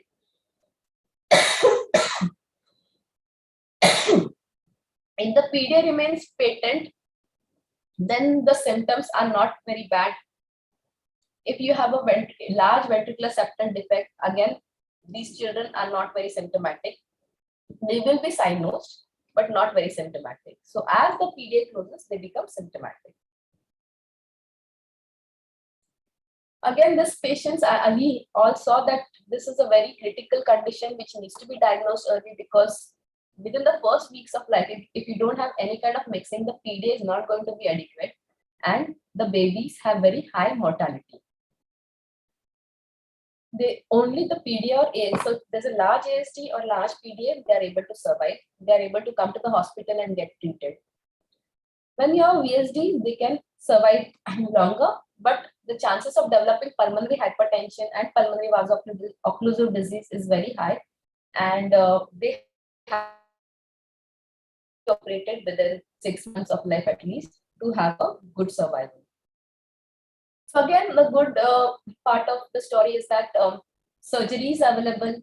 It's only one single stage surgery. It's a corrective surgery, and usually, so in this center again, we are doing this arterial switch operation. We have ECMO support, and even late stage, when what happens with the with a DTG and intact septum, the left ventricle is facing the pulmonary artery. So the pressures of the pulmonary artery are not very high, and that's why the left ventricle regresses. So it is not used to pumping blood against very high pressures, and so it regresses. So when you do this switch operation later and later in life, the left ventricle may not come back and function normally, and these children may have high mortality in the post-operative period. So the timing of surgery is important, but the second part of the story is that because we have this, we do is, even if we do a surgery late in life, we can support this child on the ECMO, that is extracorporeal membrane oxygenation. It's basically like an oxygenator. So we give rest to the heart, we do the surgery. So in the surgery, you can see the steps here.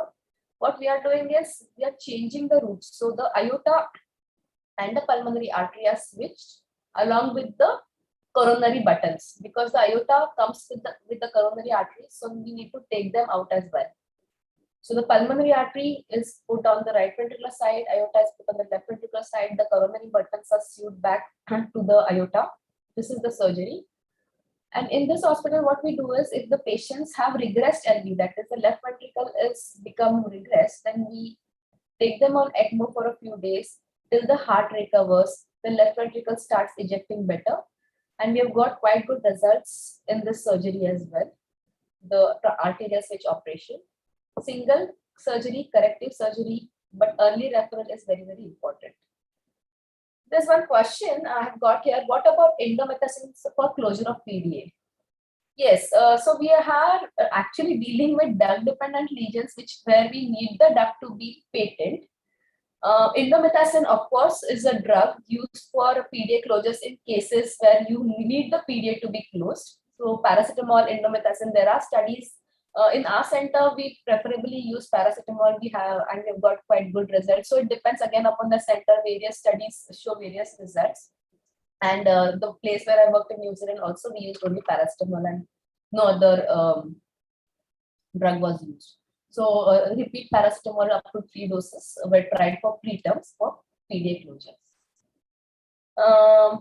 This case number 4, I'm seeing already the X-ray on the board is there. So this child is cyanotic, saturations are 70%. It's a 2-day-old child.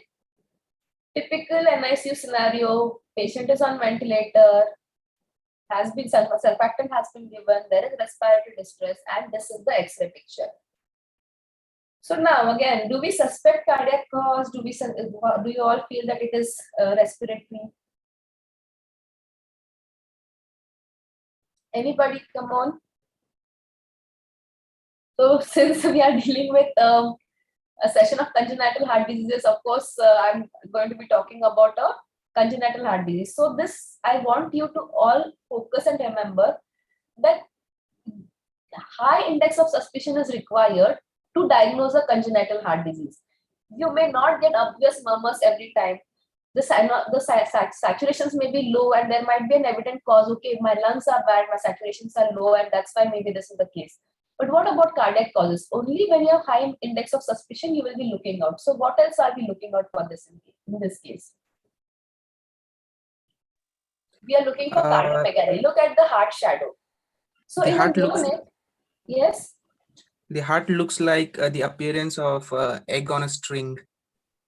Not quite. So egg on side, if you wanted to say that.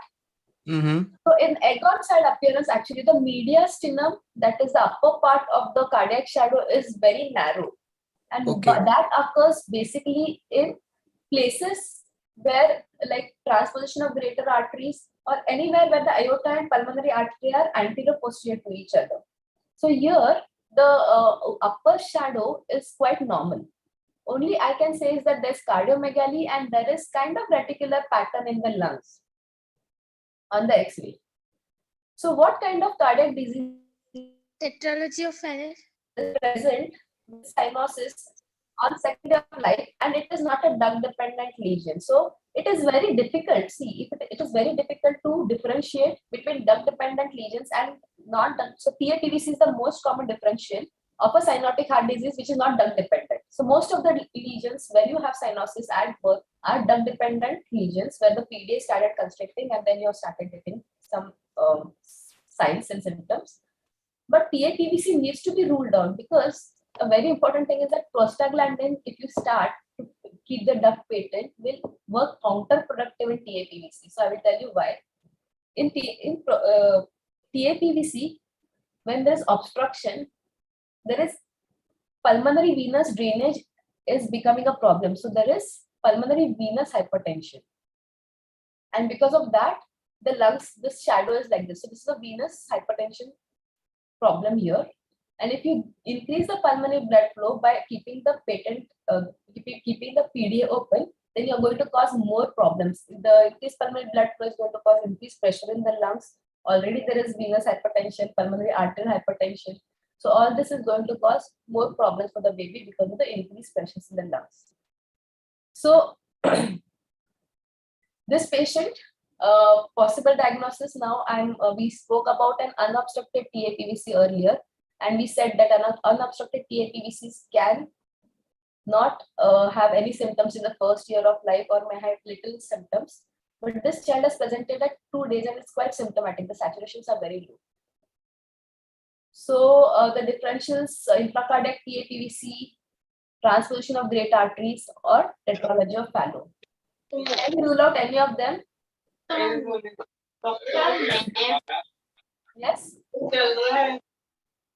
वो never किया मैं खत्म नहीं होता यार ऐसे मैं कह रही हूँ सोई जाऊंगी 2 मिनट में Dr. Aniruddha, I think you need to mute. Yes. So see, tetralogy of Fallot children do not present so early, and let's go to that. Why don't they present early later when we come to that region? Transposition of great arteries, we have to see, because again, as if it was a duct dependent and transposition of great arteries, again 2 days of life is too early for them to present, because usually, as I said, the first 48 hours the duct remains open. So presentations with cyanosis, you can, like first day of life cyanosis, severe cyanosis, second day of life. So these are all mixing lesions with obstruction, some kind of obstruction. So what is happening in intracardiac TAPVC? We saw the supracardiac earlier, the first picture. The second is the cardiac TAPVCs. There the obstruction is minimum, and these kind of patients can actually present later in life. Beyond 1 year of life, the survival is seen. Intracardiac TAPVC, what is happening is this 4 pulmonary veins, the common chamber, is then descending down, comes below the diaphragm, and then it joins the IVC somewhere. There are so many channels. So it might either join the hepatic veins, it might join the splenic veins, or it might join the. So here we can see that it has joined the pulmonary vein, and that is why these channels are very small. So obstruction is very, very common in intracardiac TAPVC, And that is why the presentation is very early. Any questions with the TAPVC? So this is a lesion where prostaglandins is contraindicated and early surgery is required. This is one of the emergencies in pediatric cardiac surgery. Any case of obstructed TAPVC has to be operated whatever time they come, even in the night. We have to call the surgeons and get the team ready and get them operated, because with that kind of pressures, with the obstruction, if the cardiac output gets hampered and patients go into shock-like states. Case 5, I think nobody wants to ask any question. If there is any, please let me know. So we are going to the next case. This is a 5-day-old newborn, good birth weight 3 kgs. Fetal echo here was done and there was no abnormality detected. It was from a good center. They have done a good scan and no abnormalities detected. So when the baby was born with such good size, was discharged from the hospital. But at day 5 comes with poor feeding lethargy. So typical of a duct defect. Now here are so many clues. Just see the clues. Upper limb pulses are well felt, lower limb are feeble. Saturations both in the upper limb, lower limb are good, but there is discrepancy in the blood pressures. The systolic blood pressure of upper limb is 64 as compared to 40 in the lower limb. No murmurs in the heart. I think there are a lot of clues here and I want to really pick up and tell me the diagnosis. Yes, we have got one diagnosis. Dr. Mahmood, yes, perfect. So who is that? I can't see you. Can you name? Who said coarctation of aorta? Sagarika. Sagarika, very good. Yeah. So we have got 2-3 people who have got the diagnosis correct just by the history. So see, very, very important. Again, I want to emphasize here is physical examination. If you would not have palpated the femoral pulses, if you would not have taken the blood pressures, you would not have reached anywhere. You would have been in the clue with so many cyanotic heart diseases. We have so many differentials. So we need to kind of cut them off by doing all these tests. So any newborn, if they come to you, they present to you 4 limb saturations and upper limb, like right upper limb and any lower limb blood pressures are a must, because that gives you a lot of clues to the diagnosis. Yes. So what if you had lower limb saturations which were lower with the same kind of scenario? Any that is going like next level. Let's see if anybody has any clue. Same scenario, but my lower limb, upper limb saturation, right upper limb is 98, and any lower limb, both the lower limbs are 80. Say 80. Anybody?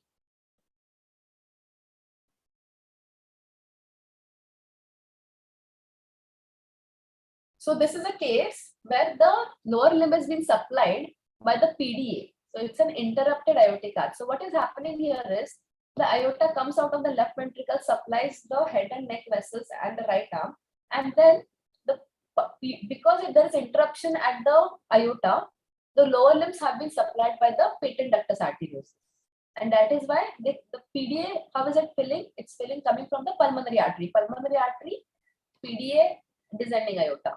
And that is why from the right ventricle, this blood is coming. The right ventricular blood is desaturated, and that's why the lower limbs have lower saturation. So every single point has its importance. The saturations has because you're reaching to a diagnosis even without an echo, you are reaching to near correct diagnosis in 99% of cases only by the history and examination in this case. So again, any sick newborn, of course, we have to suspect sepsis. We have to give that first dose of antibiotic. Because any sick baby can have septic shock, which of course is very vital to give antibiotics right away. But if you don't have a suspicion of congenital heart disease, you're going to miss out, and whatever you do, whatever kind of treatment you give, it's not going to be fruitful unless you correct that problem or you start therapy designed for that problem. So this is a duct dependent lesion. Like coarctation of aorta, have we discussed coarctation of, is it coarctation of aorta? People said yes, and we came to diagnosis that this was a coarctation of aorta. We got the clues from these findings. let me just revise about the fetal circulation for you to understand better what actually happens when the baby is being born. So if you see the placenta, mother's placenta is connected, and then we are getting the oxygenated blood comes from the umbilical vein. This is the ductus venosus, which is going to be disappearing later in life, but that connects to the IVC. IVC goes into the right atrium. Part of the blood, everybody has a patent foramen ovale when in the fetal life. So blood from the oxygenated blood, which is coming from the umbilical vein, goes to the right atrium. Part of it goes to the left atrium. Remaining goes to the right ventricle. Then from the left atrium, some blood comes. So lungs are solid. There is no oxygenation happening in the fetal lungs in the womb. So this blood which is going from the right atrium goes to the left atrium, left ventricle, aorta, and then goes down to the body. From here, the umbilical artery collects all the blood and gets it back to the placenta. So now what happens after birth? How does coarctation occur and how does it present? So in the first figure, if you see, this is the pulmonary artery. Now here, there is a posterior shelf which is causing coarctation of aorta, narrowing of the aorta. But still there is some patency there. So what we find, what are the physical findings here is that the pulses, because the PDA is also supplying and there is antegrade flow from the arch, the pulses may not be that weak. They may be normal, they may be little weak. Postductal saturations may be normal because we are getting oxygenated blood right from the left ventricle down. Because the blood supply is good, the oxygenation is good in the lower limbs, the kidneys are well perfused and the urine output is good, the baby is not acidotic. So this kind of patients who have mild coarctations may go unnoticed until and unless you actually palpate those femurs. Now once the coarctation is severe or it's very tight, then the antegrade flow from the left ventricle through the arch decreases and most of the blood to the lower limbs comes from the patent ductus arteriosus, which comes from the pulmonary artery and right ventricle. So this kind of patients, see the PDA, the right ventricle is still supplying the lower limbs. So your pulses may still be felt, they might be little weak, but the saturation is definitely low. So there's importance of every point. That saturations have to be taken, pulses have to be felt. At this point, the urine output still might be good and there might not be any acidosis. But once this both thing, the duct starts closing, that is when these severe coarctations are going to present. Because the duct is closed, there is no antegrade flow, the patient goes into shock. So becomes oliguric, acidotic. Prabhadevi? Yes? Anybody, any questions? And this is the time when the intervention is not done early. What happens is the left ventricle starts failing because it's pushing blood, but the blood is not going ahead. There is high pressure here and the left ventricular pumping chamber starts failing. And then the prognosis becomes very poor.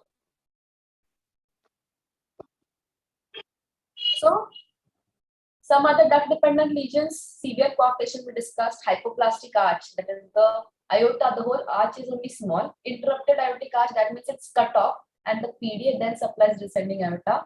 Hypoplastic left heart, the whole left heart is small. There is small mitral valve, small left ventricle, small aortic valve, and critical aortic stenosis. That means the aortic valve is very small and the blood supply is too small. The cardiac output cannot be maintained and the patient is dependent on the PDA for the blood circulation. There's no antegrade flow that is coming from the left ventricle.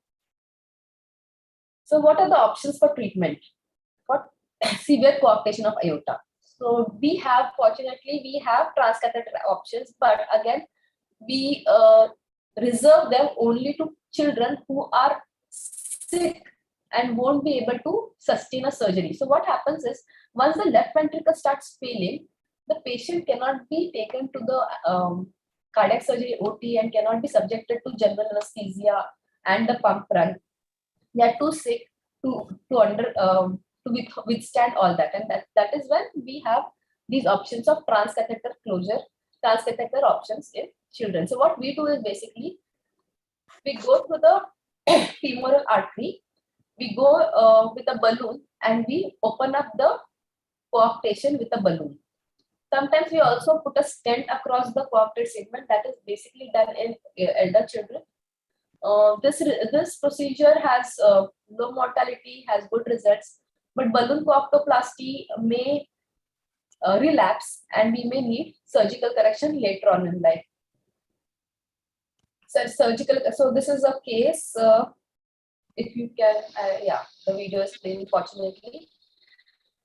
I'm injecting again for the carotid artery, and you can are you able to appreciate the coarctation? So the whole of the aortic arch is looking small, and there is a tight coarctation here. Yes, the transverse arch is quite small, and there is a very tight coarctation of aorta. So what we have done is, from the carotid artery, we have passed a balloon against the segment, and we have dilated that segment. You can see the balloon inflation and how the waist, and then the waist is disappearing slowly. And then if you see the echo picture now, you will be able to observe that now the flow is quite good. It's laminar, so there is no obstruction in the flow. So again, this was the child, the 3 kg child which we discussed, who had presented at 5 days, and we had to do a balloon coarctoplasty just because the left ventricle dysfunction had set in and the baby was too sick. Should we go to the next case? This is a bigger child. Typical, everybody of you must have seen such kind of children in your OPD some time at least. A little bigger child, lot of mother complaints, lot of poor sweating, difficulty to feed, not able to complete the feed, and there's a suckless suck cycle, fast breathing. You put a probe, a saturation probe, the saturation is 98%, baby is pink. You notice that the baby is tachycardic, tachypneic. On auscultation, you're hearing a narrow split second heart sound, but the second heart sound is loud, the P2 is loud, and there's a soft systolic murmur. On auscultation of the respiratory system, you're finding some creps, basal creps, and the liver is palpable. Very common scenario. I really need somebody to come up with a diagnosis here. People, are you all sleeping? Yes, we have got some. No, you've got MMC numbers. Anybody? Come on, pick up. Somebody pick this up and tell me what can the differential be. This is a child who is pink, who is not cyanotic. So we go to the, if you remember the first column when we had discussed that. Yes, exactly. So we've got Dr. Mahmood is very good in cardiology. So we have got, he says this left ventricular failure with a VSD. So left ventricular failure, sir, I would not agree with. I will tell you why. But it's a ventricular septal defect. We have got congestion. It's a congestive cardiac failure. You can, yeah. So it's by basically both the, and when you have a second heart sound which is loud, that means there is pulmonary hypertension. So it is a child who is having quite. So what is this pulmonary hypertension? This is because of the increased pulmonary blood flow. This is a hyperkinetic PAH. So we need to really know the difference between hyperkinetic PAH, which is because of the increased flow, versus a PAH, that is pulmonary artery hypertension, which has occurred because of some problems in the lungs itself or irreversible vaso-occlusive disease. So these child, once you treat them, the pulmonary artery hypertension is going to settle. So yes, very good. We have got a lot of answers, and everybody says it's a VSD. Yes, so some kind of shunting lesion, which is left to right shunt, can be a VSD, can be a PDA, because this again, see, this child is 4 months old. We have got some kind of increased pulmonary blood flow situation here. We have got good saturations. But what goes against a PDA, you could vouch that the murmur is only a soft systolic murmur. But again, with a large PDA, you may not get a continuous murmur. So still we cannot actually narrow it down to a VSD, but there is some kind of a large shunting, left to right shunting lesion. It may be an AP window, it may be a large PDA, it may be a VSD, large VSD. So again, the X-ray shows big heart, increased pulmonary plethora. You can see that the pulmonary blood flow is increased. Differentials, now it's quite easy from the options that we have got here. Large VSD, no PH. We said no because we have a loud second heart sound. Large PDA, severe PH, maybe cannot be ruled out. Large VSD, severe PH cannot be ruled out. AV canal defect with severe PH. Again, we cannot rule out this. So only, so all except the answer should be 1. So all these 3 lesions are possible with the current scenario. Any kind of left to right shunting lesion with increased pulmonary blood flow situation. The baby who is having all signs of congestive cardiac failure. We have hepatomegaly, we have fine crepitations in the lungs, which is showing that there is third spacing occurring. We have a non-cyanotic baby who has typical failure features. So let's discuss something about the VSD. It's a very common lesion. Cardiac failure can occur within few weeks to months. Most of them, nearly 80% of small to moderate size VSDs can close up to 5 years, even up to 7 to 8 years. There is spontaneous closure being known, but that is only between small to moderate VSDs. Large VSDs usually very early. So this is a very commonly seen scenario with us, which is very unfortunate in today's era, that children are becoming inoperable. And why is that happening? Because these lesions are going unnoticed and these patients are developing pulmonary vaso-occlusive disease. So what happens is with over the time, with increased flow, the lungs, the vessels are they get dilated at first, and then the pulmonary vaso-occlusive disease starts. So there is intimal proliferation, medial hypertrophy, and these vessels then start becoming thick and stiff. And that is when, even if we close the defect, it is going to be counterproductive. That is, we are going to cause more harm than good to these children if they start isomegarizing. So the right ventricular pressures, the pulmonary artery pressures become so high that they become nearly equal to the systemic pressures or even higher than the systemic pressures.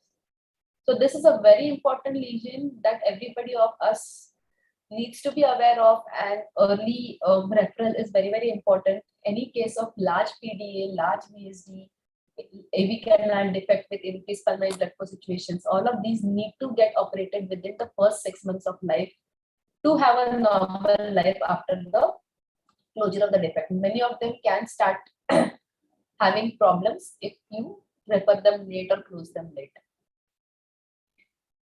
So management, we discussed that there are different types of VSDs. The closure rate depend upon what kind of VSD it is. Muscular defects, perimembranous defects are very highly probable to close. 80% of the small VSDs are going to close by 5 years, and nearly 90% close by 8 years. In adults also, we have seen VSDs getting closed, but only those small or moderate ones. And options for management are device closure as well as surgical closure.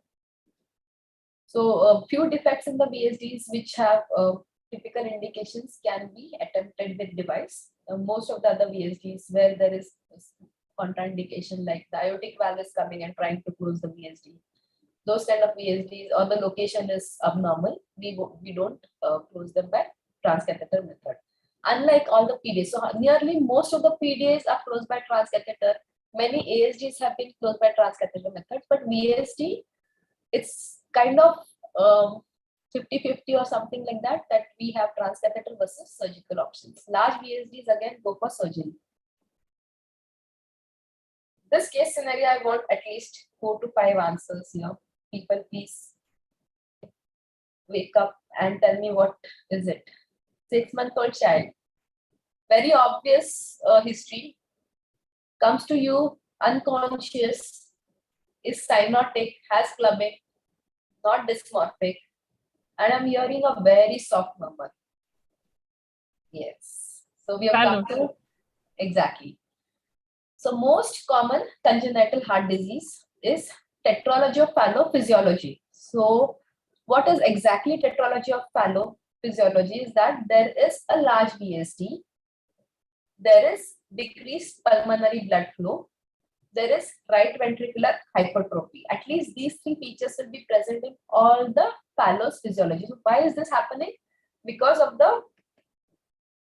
there's only one actually morphologic problem in this patient. So this is a typical X-ray last time when we are seeing a typical boot-shaped heart with pulmonary oligemia. So why is the boot shape? Because the pulmonary artery shadow is absent. So if you see the upper part of the left border of the heart in the next to chest is the pulmonary artery shadow. Because the pulmonary, there is tight pulmonary stenosis, that there is decreased pulmonary blood flow, there is no blood going to the pulmonary artery. The pulmonary branch pulmonary arteries are small, the main pulmonary artery is small. That's why there is absence of any shadow on the upper border of the left side, and that is why it looks like a boot.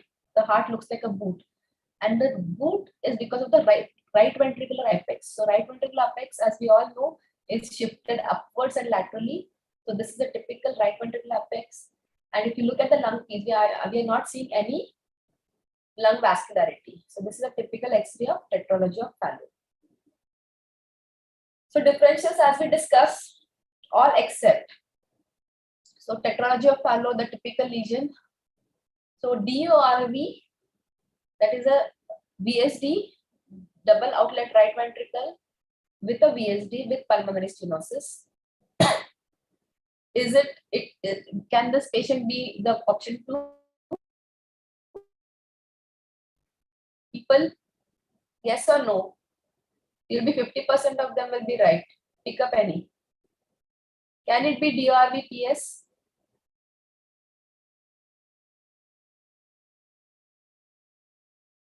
Can it be Truncus Arteriosus? So what is Truncus Arteriosus? Truncus Arteriosus is an abnormality in which there is no separate pulmonary artery and aorta. Both of them are coming together and they form a single trunk. Later on, they branch out to give blood to the pulmonary arteries, to the lungs and aorta. But from the heart, it is coming out as a single trunk, and they survive because of a large VSD, because of the ventricular septal defect.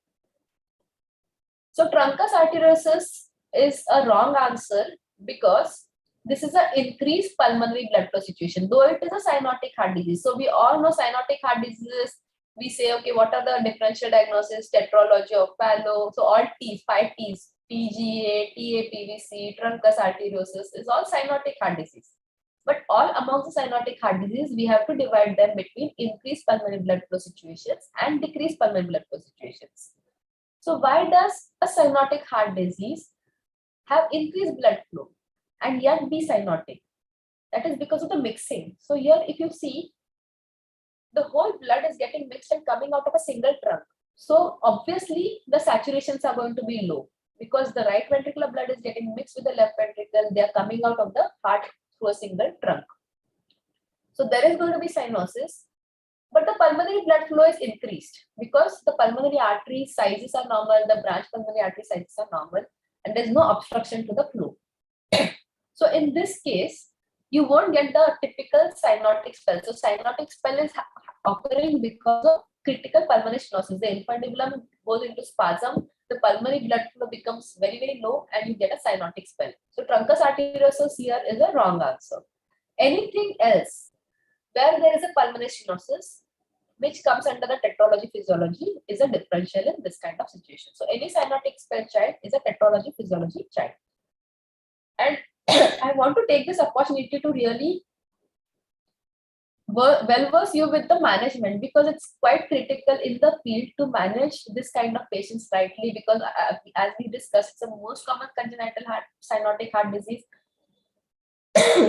Because of the scenario, because we don't have like a robust fetal diagnosis, a lot of patients go undiagnosed. They might not present early in life because when the pulmonary vascular resistance falls, only then the shunt starts from right to left. Up till then, the right ventricular pressures are high because the pulmonary artery pressures are also high.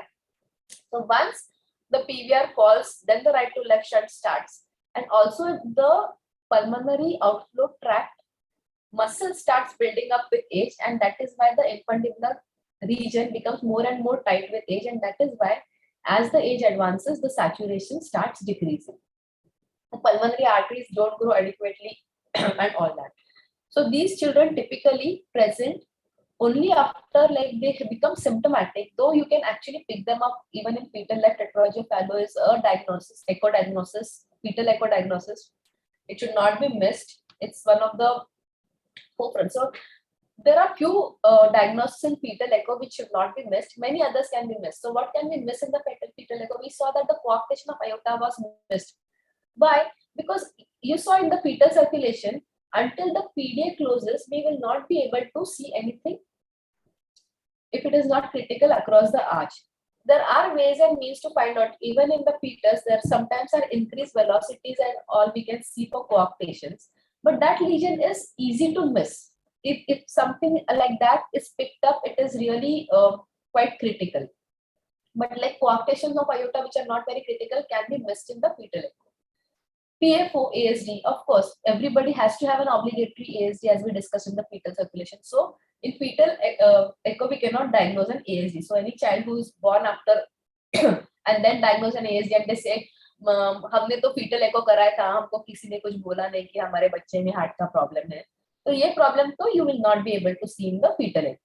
But problems which cannot be missed or should not be missed in the fetal echo are these critical lesions like TAPVC.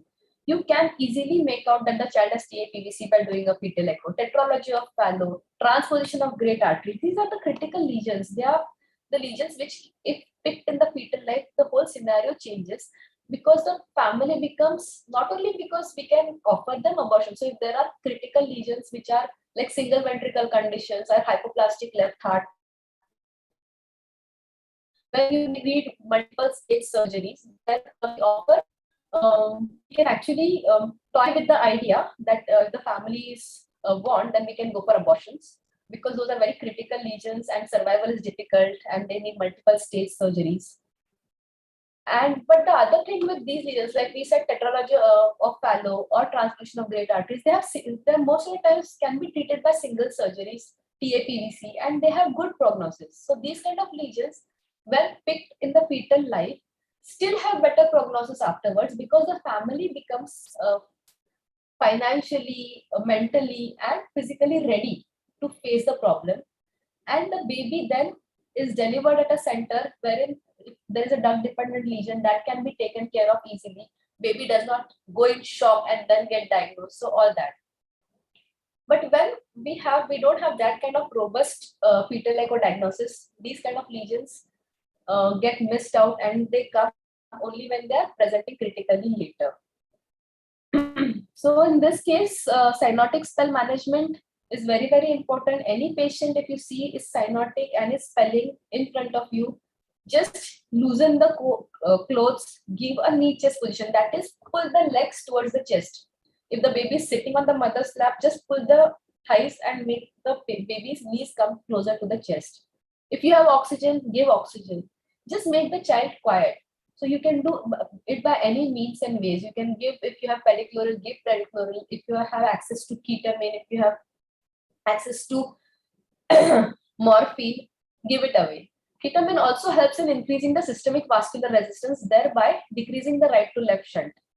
Propranolol is a drug which allays the infundibular spasm, which then thereby increases the pulmonary blood flow. So these are a few drugs which you should keep in mind: propranolol, ketamine, phenylephrine. Give a lot of fluids. Keep giving boluses. 10 ml boluses, 2, 3, 4. You can give even till the baby has basal crepitations. So fluids are going to help in a long way. Keeping the baby quiet is going to help in a long way till the time the baby reaches the hospital. And in these cases, as we all know, that they may need emergency BT shunt surgery or they may need ECMO surgery. So the take-home message for today's talk from me is, if you suspect duct-dependent lesions, don't give high flow oxygens. Start prostaglandin and transfer the patient. DTGA with intact ventricular septum, obstructed TAPVC, and duct-dependent lesions are surgical emergencies. So anytime you send the patient, our team will be ready and we then operate the patient on emergency basis. And large post-tricuspid shunts like large BSDs, large PDAs with severe pulmonary hypertension, we need to close them early and hence kindly refer them early. Even if this take-home message goes from today's talk, a lot of morbidity from the society will decrease because of congenital heart disease. I'm open to take any questions, any suggestions. I'm going to unmute. Don't. Was it too difficult? Like for the next talk, please give me any suggestions about it. Like, do we have to? It was good. It was comprehensive, and you were speaking in very like which can be very easily comprehensible. So that was a good part. So I hope that everybody would have liked. Yeah. So the comments are positive only. They are saying nicely explained and very good. So I think they would have allowed your lecture. Thank you. Yeah. So due to time constraint, we'll wind up this session. If anybody has question, they can drop into that chat box, and Dr. Priya can take over that thing and she can answer in chat box. Meanwhile, our next speaker is ready, and we would like to invite Dr. Prashant Patil to deliver his topic. So Dr. Prashant Patil, he is a consultant pediatric endocrinology who is attached to NHSRCC as well as other many hospitals in Mumbai. He has been trained from Stein Hospital and Nair Hospital, and he has done abroad fellowship in Liverpool, UK, in pediatric endocrinology and diabetes. And he is academic freak, and he has right now done so many publications in national and international journals. He has won many awards also, and he has been a speaker in number of meetings in pediatric endocrinology field. So I would like to invite Dr. Prashant to deliver his talk and enlighten us on the topic on growth disorder, right? Yeah. Yeah. Can Dr. Priya, you might have to stop share. Yeah, you have to stop share so that Prashant sir can.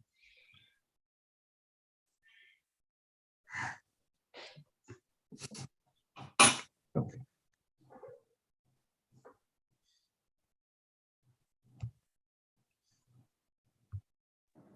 I'm sorry about that. That's completely fine.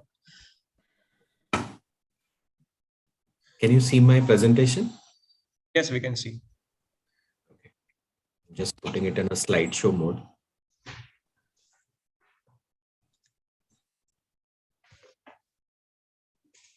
So meanwhile, Dr. Priya, you have some questions in the chat box. You can go through and answer in that chat box. So yes, I'll do that. Yeah. For this kind introduction, my topic is for today is growth disorders in children and how do we approach clinically in busy practice. While going through, we'll also see the important cases and how do we approach them in busy schedule without having to rely too much on investigation and other parts. Here, classically, we will look into how to demystify or how to classify between not so important short stature as vis-a-vis to important or the pathological short stature. And we'll discuss briefly about the treatment part, that is growth hormone therapy. What are the pros and cons of growth hormone therapy? How to select a particular candidate for growth hormone therapy. So as we know that being adult, we have reached to our final height or potential. We may reach to different heights in our life. But in terms of a vertical height, we may not increase our vertical height, even with the use of other drugs. As opposed to child's growth is pretty dynamic. It means that depending upon the different phase in the pediatric age group, their growth potential is relatively different. So when we talk about infancy, you know that they will grow around 25 to 30 centimeter during just 1 year, 4 to 5 centimeters per annum during whole of the childhood, and then again reaching the peak during the adolescent, that means 9 to 10 centimeter per annum. So it is pretty dynamic. And again, it is divided into different phases like infancy, childhood, and the typical adolescent. Now with this preamble, we generally come to common referral to our clinic, which is for the height potential or to increase the height. So this 13-year-old girl with height of around 140 centimeters came to us with anxious mother that they want to increase their height. Now, when we inquired, she got her menses approximately 2 years back. So what are the outcome that we are looking at? So as we know, once the girl starts menstruating, they hardly grow and more or less their height potential is reached. So when we did her bone age X-ray just to assess whether is there any growth potential left in her, you can see the total bony fusion. So this bone age X-ray is like an adult. So you can see her bone age is approximately 17 to 18 years. So outcome, we cannot offer anything in terms of her height augmentation. And when we tell the prognosis to the mother, then she was quite aghast and she said, like, generally बच्चे 17 साल 18 साल तक बढ़ते हैं, my girl is just 13-year-old, can't we do anything? So this is an important message that during the recent age, or this is the day and age, we are experiencing a secular trend in puberty. Now, what is secular trend in puberty? That means they are getting mature far more early than as compared to the previous generation. And since you all are practicing since so many years, you must have realized now the average age of menstruation in Indian females is somewhere around 11 to 12, which was maybe a couple of decades back, it was somewhere around 13 to 14 years. So we must take into the consideration, and we have to be extra careful during this day and age when they are getting mature early, because one thing for sure that once they get their menarche or menses, the height potential is more or less limited, and that means they have achieved almost 99% of the height. So there are certain myths regarding the final height as well as growth in the parents. Commonest being exercise or by pulling one can increase your height. So it's not true. Second is they have been told from the generations that they continue to grow till 18 or 20 years of age. Not anymore. It all depends on your bone age and your area or particular age at when you are mature.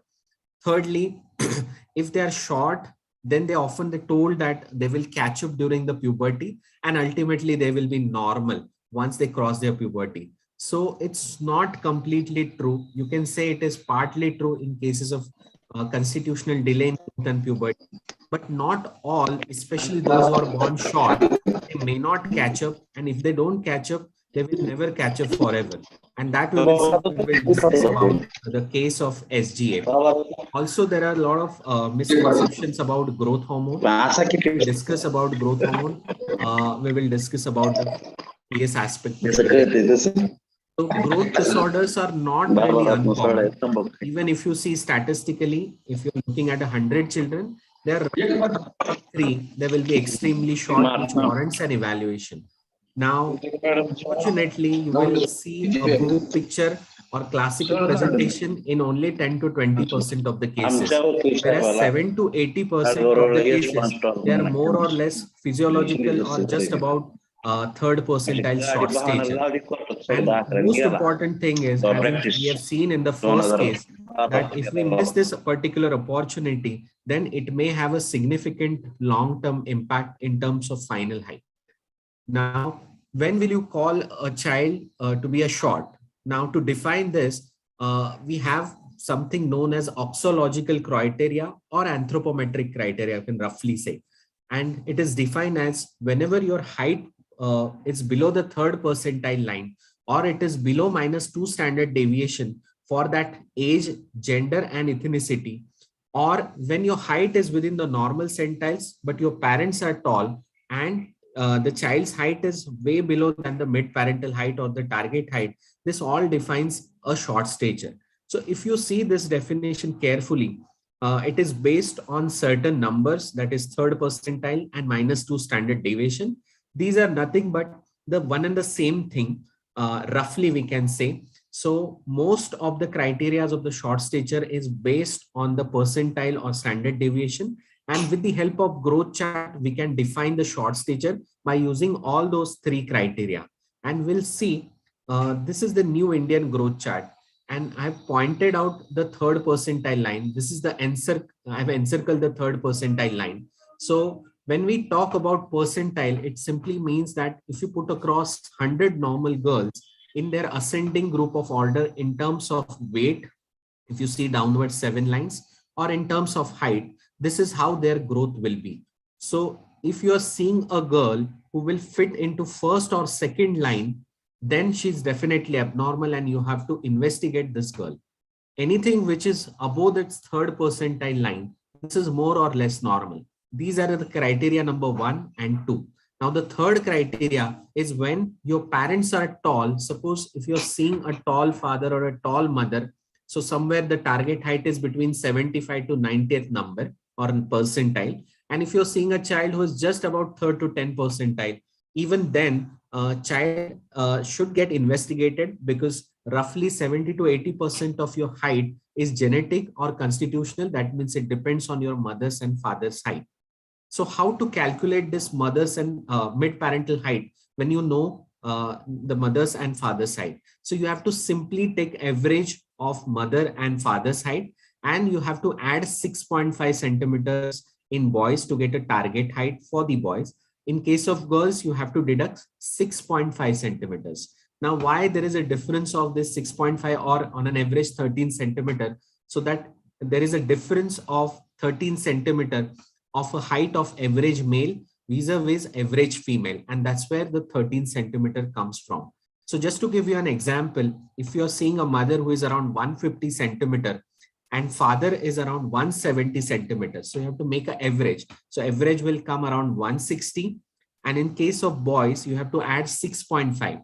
So that is 166.5. That will be the target height plus minus 5 centimeter. Similarly, for girl, it is average will be the same, like 160. And this time around for a girl, you have to deduct 6.5 centimeters. So it will be around 153.5 centimeters.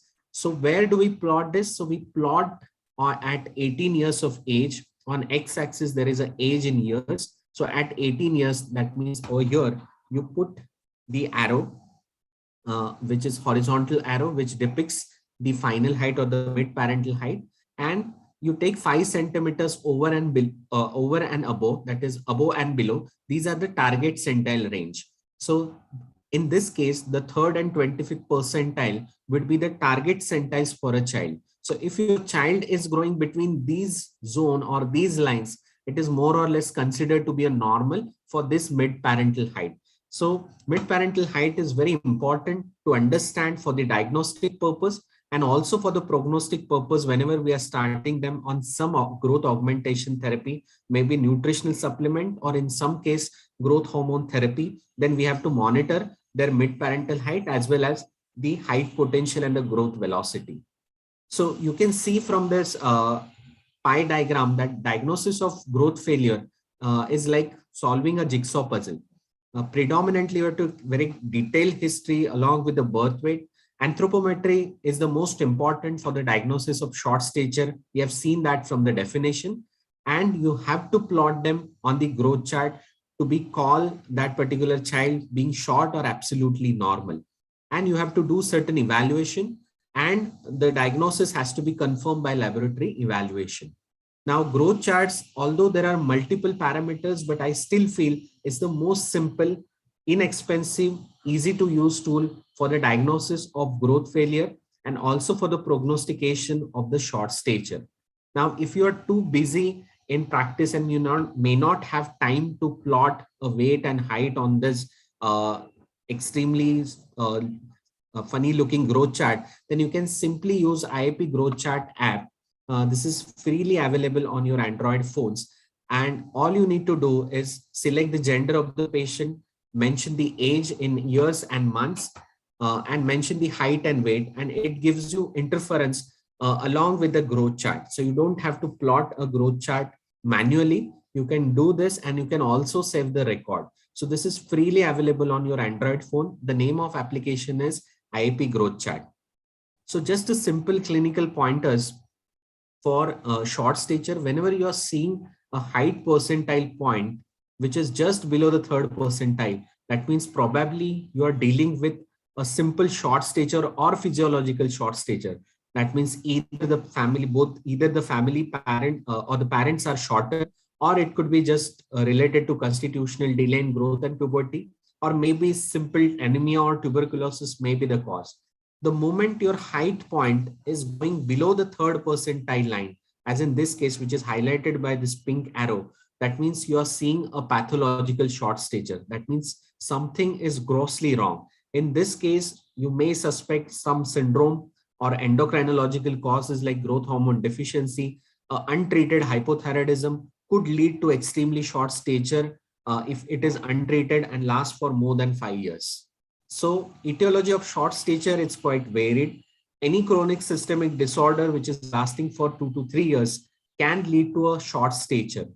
In India, malnutrition and anemia is common. As far as endocrinological disorders are concerned, your hypothyroidism, your growth hormone deficiency, or cortisol excess, like in Cushing case, are the important causes of short stature as far as endocrine disorders are concerned.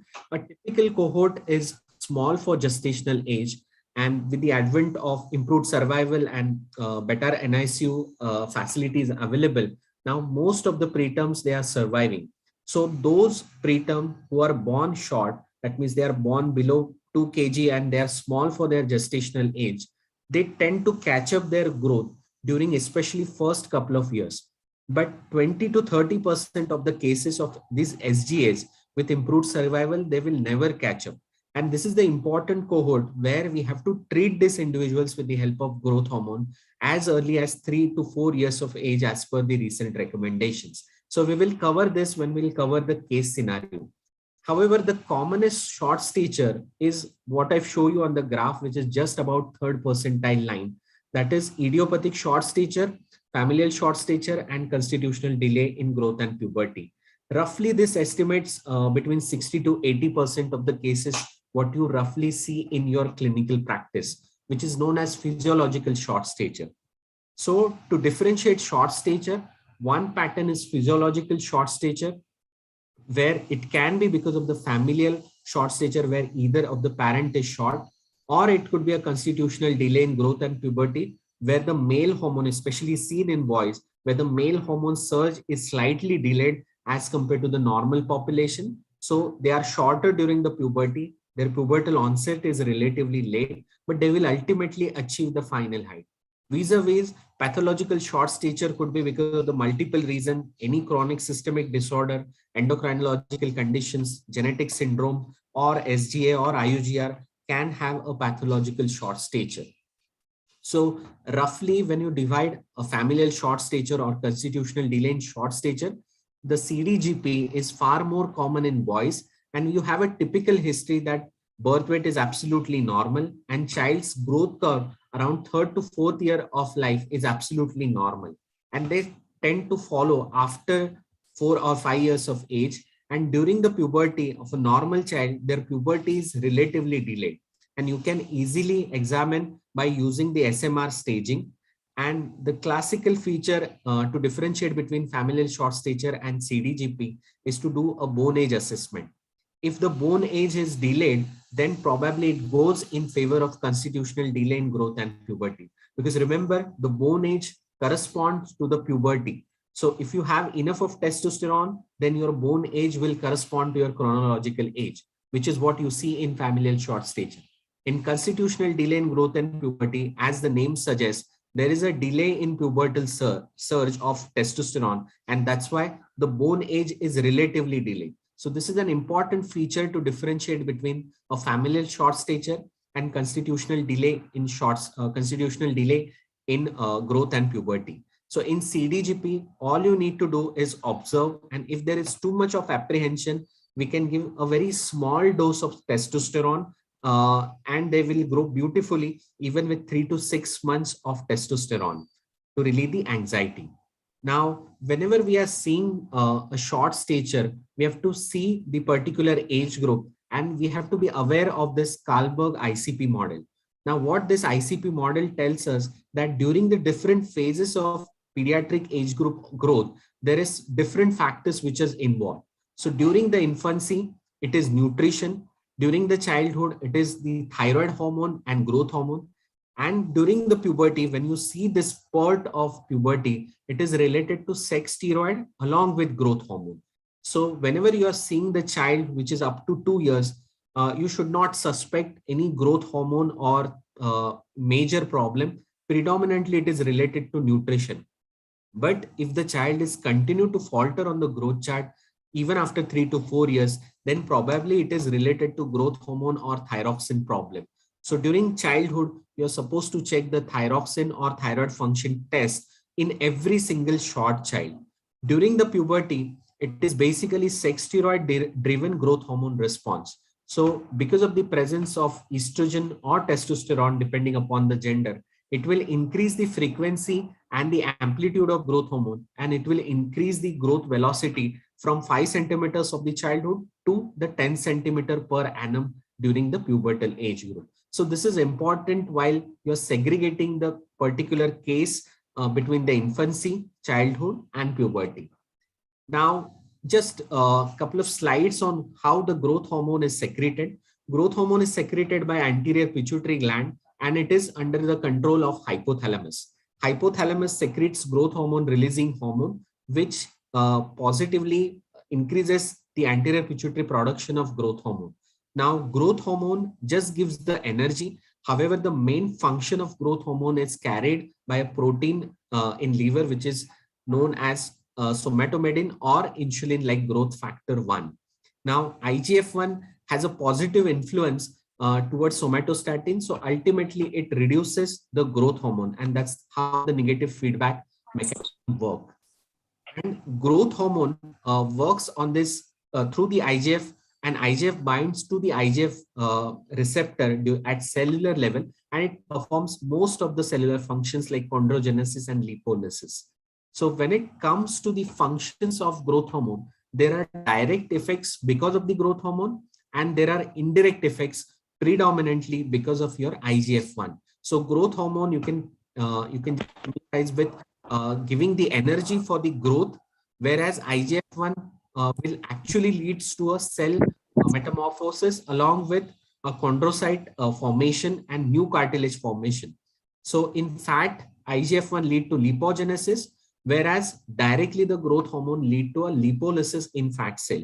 So apart from increasing height, growth hormone does anabolic functions. So in muscle, it leads to more protein synthesis. As far as carbohydrate metabolism is concerned, it can lead to increase in the glycerol and sugars in circulation.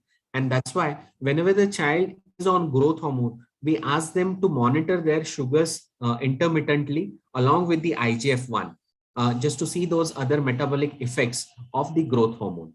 So even in now, since we do not have a universal thyroid screening in our country, you have to suspect a hypothyroidism in all short children. And believe me or not, we do see those cases of untreated hypothyroidism, which should not be seen and which should not come actually to our practice, but they do see. Now, these are very classical pictures of hypothyroidism. But as I said, hypothyroidism may trick you. So any short child, you must do a T3, T4 and TSH just to screen that the child is absolutely normal and he's not having any thyroid related issues. Now coming to the second case. Now this is 8-year-old girl born of a non-consanguineous marriage. Mom says that she's not growing well since last 4 years. And typically mom gets worried because her younger sibling is almost at her height. And in fact, she has crossed her height since last 3 to 4 months. Apart from this particular history, birth weight is absolutely normal. Mom says that she's the shortest in the class and she has to sit on the first bench because of the height. Often she's bullied by the other boys and the girls in the school. Her height is 96 centimeter with a weight of 14 kg. Typically, she has infantile looking faces. So if you see her face, she doesn't appear to be an 8-year-old girl. She appears much younger. She has short hands and short legs. There was no systemic abnormality on examination. She did not have any murmur. There was no goiter. So is she short? So we have to see and find out. So as we have seen that for a definition of short stature, if we remember recollect the first slides, she has to be below 3rd percentile or -2 standard deviation, which is roughly the same. And she has to be short for the mid-parental height. So let's put her on the growth chart. This green arrow, if you see at the 18 age, this is mid-parental height. And this is where how I've plotted her weight and height.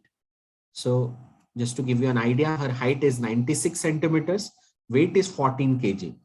So just by looking at the growth chart, you can easily say that she's way below the 3rd percentile in terms of height, and weight says just below the 3rd percentile line. So this is important where we see that height age is affected more as compared to weight. So you are probably looking at the endocrinological short stature. On flip side, if you're looking at a child whose weight is affected more as compared to height, then probably you're looking at a condition which is gastrointestinal or related to malnutrition. So just by looking at the growth chart, you can sort of stratify the short stature, and this looks like a hormonal or endocrinological short stature. So we did investigated her. Her preliminary investigation came normal. She was negative for celiac. She was euthyroid. Her CBC-SR was normal. When we did her bone age was delayed. If you see the previous pointers, I have put a cross over here. So this denotes the bone age. So bone age, there is a difference of more than 2 years. Her actual age is 9 years, whereas her bone age is just about 5 years. So again, one thing to remember, that whenever your bone age difference between the chronological age is more than 2 years, that means you're looking at a pathological short stature. Her IGF-1 was very low, which tells us about the status of growth hormone. So we did her growth hormone stimulation test, and you can see all her values were way below 5 or 7, which is generally the cutoff. Maximum level of growth hormone was 1.32. So this is a classic case of growth hormone deficiency. So after we diagnose, we don't straight away start them on a growth hormone. We generally do their MRI just to see if everything is normal and there is no evidence of pituitary adenoma. So our MRI brain was relatively normal with a small anterior pituitary gland, which goes in favor of growth hormone deficiency. We also check her anterior and posterior pituitary hormones like LH, FSH, ATM, cortisol, which was absolutely normal. So she was started on very minimal dose of growth hormone, that is 25 microgram per kg per day. Now what happened is afterwards, it's very interesting. So she is under constant follow-up. So this is where she was started. And after starting the growth hormone, she has gained almost 20 centimeters of height in a span of almost 2.5 years. During this time frame, she has also gained almost 5 kgs. So if you see from just below the 3rd percentile line, her weight is now absolutely normal. And you can see the marked difference from her height point to here. So now she is almost reaching towards 3rd percentile.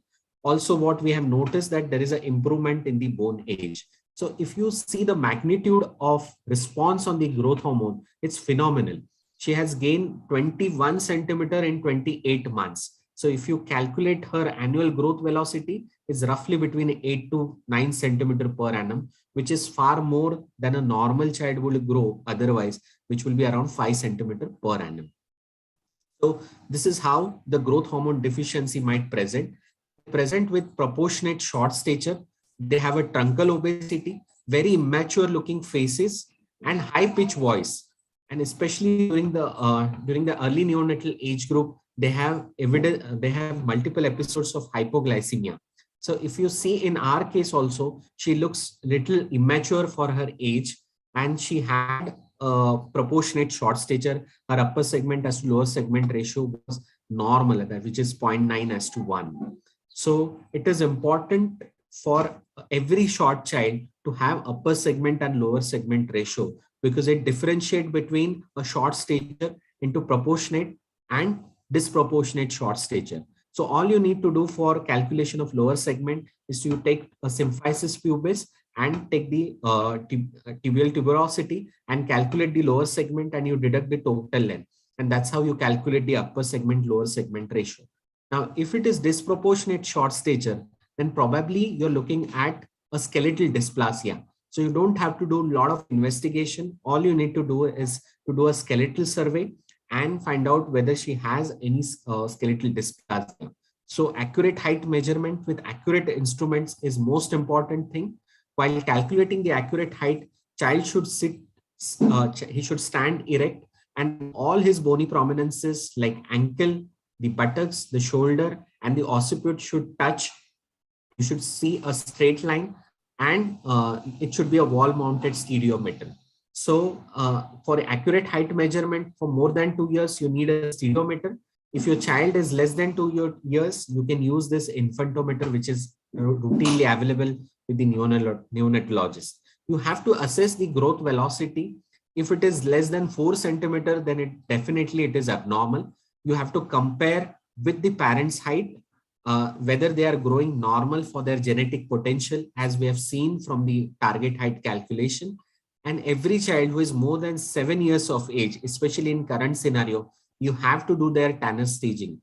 More importantly in females, because now the secular trend of puberty is pretty common, and that just tells you how much less potential they have once they start their puberty. So in girls, the thumb rule is when they start developing their breast, it's generally around 2 years before they will get their menarche. So whenever mom says that there's a breast nodule formation, you have to be extremely careful and tell the mother that probably she has another 2 to 3 years before she starts menstruating, and that will be more or less her final potential. These are the IAP guidelines for the growth assessment right from the birth to 18 years. And what it says that whenever the child is seen by you, and also when it is coming for follow-up for the vaccination, you're supposed to check their weight, length, head circumference up to 3 years, penile length at birth, and head circumference. After 3 years, they do not come that regularly to you for vaccination, then at least 6 monthly, and if not 6 monthly, at least annually, you should measure their weight, height, and body mass index. SMR staging may be 6 or 7 years onwards, especially in females. And after 8 years of age, if you're supposed to calculate their body mass index, you have a calculator, tubular acidosis. In the second tier, as I said, during all short cases, or especially in childhood, one should do their thyroid function test and prove that they are euthyroid. If it is hypothyroid, all you need to do is just to start a thyroxine tablet, and you will see the results of thyronome. Secondly, if you're seeing a short girl, ideally you are supposed to check karyotype in each and every short girl, because a Turner syndrome may not be a monosomy.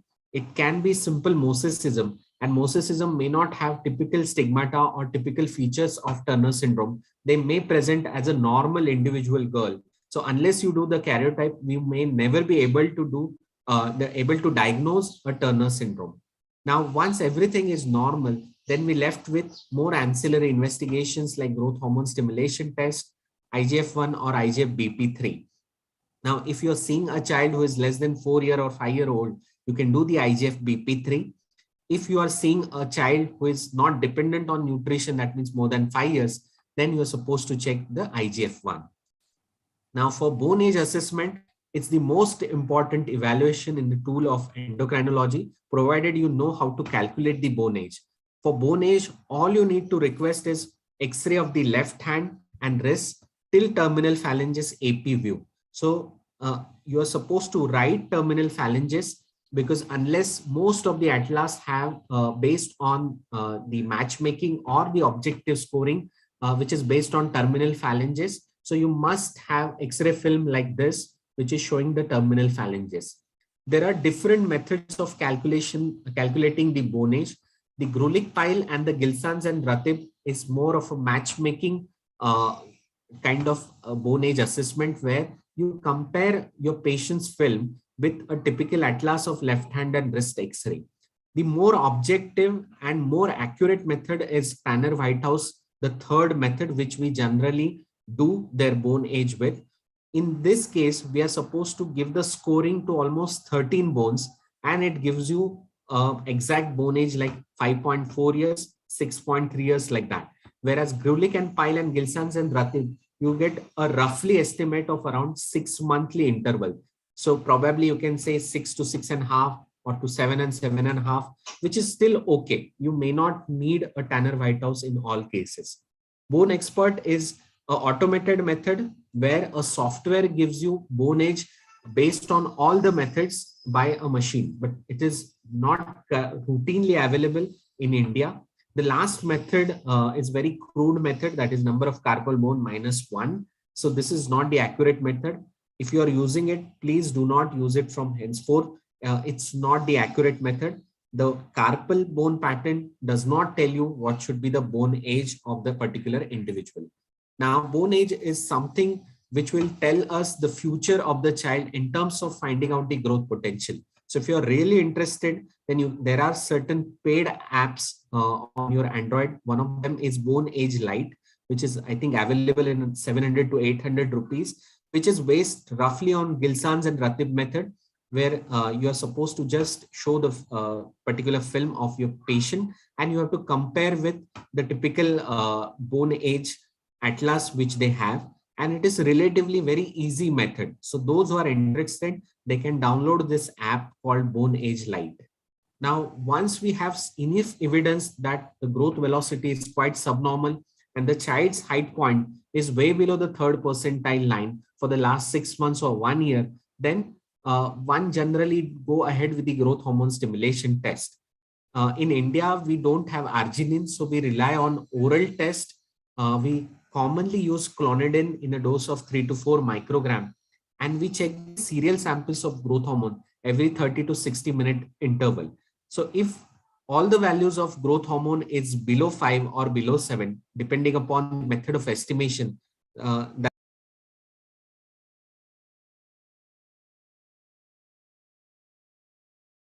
growth hormone deficiency, we generally do the MRI brain just to see that if there is no organic lesion related to growth hormone deficiency.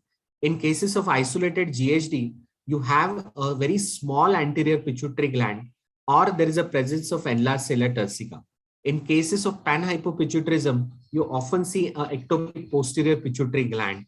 And in that case, you have to give other hormones to the child, especially you have to be careful about the cortisol replacement in cases of panhypopituitarism. So in cases of growth hormone therapy, whenever we start them on a growth hormone, we start them on a minimal dose and we monitor their growth velocity every 3 to 4 monthly. We also check their bone age annually. During the initial phase, we check their growth hormone reserve, that is IGF-1, their sugars and HbA1c. And if the sugars are borderline high, we tend to reduce the dose of growth hormone by 5 to 10%, or in cases 10 to 20%. We also have to check their thyroid function, especially during first 1 year, because sometimes it may lead to secondary hypothyroidism in cases of growth hormone therapy. Now, as far as the side effects are concerned and the myths, most often parents says that they have been told that growth hormone is a steroid. So first and foremost, we have to understand that growth hormone is not a steroid. It's a simply protein polypeptide, which is made up of 191 amino acids. So it is not having any side effects related to steroid. It doesn't interfere with your fertility or pregnancy potential. So it is absolutely safe.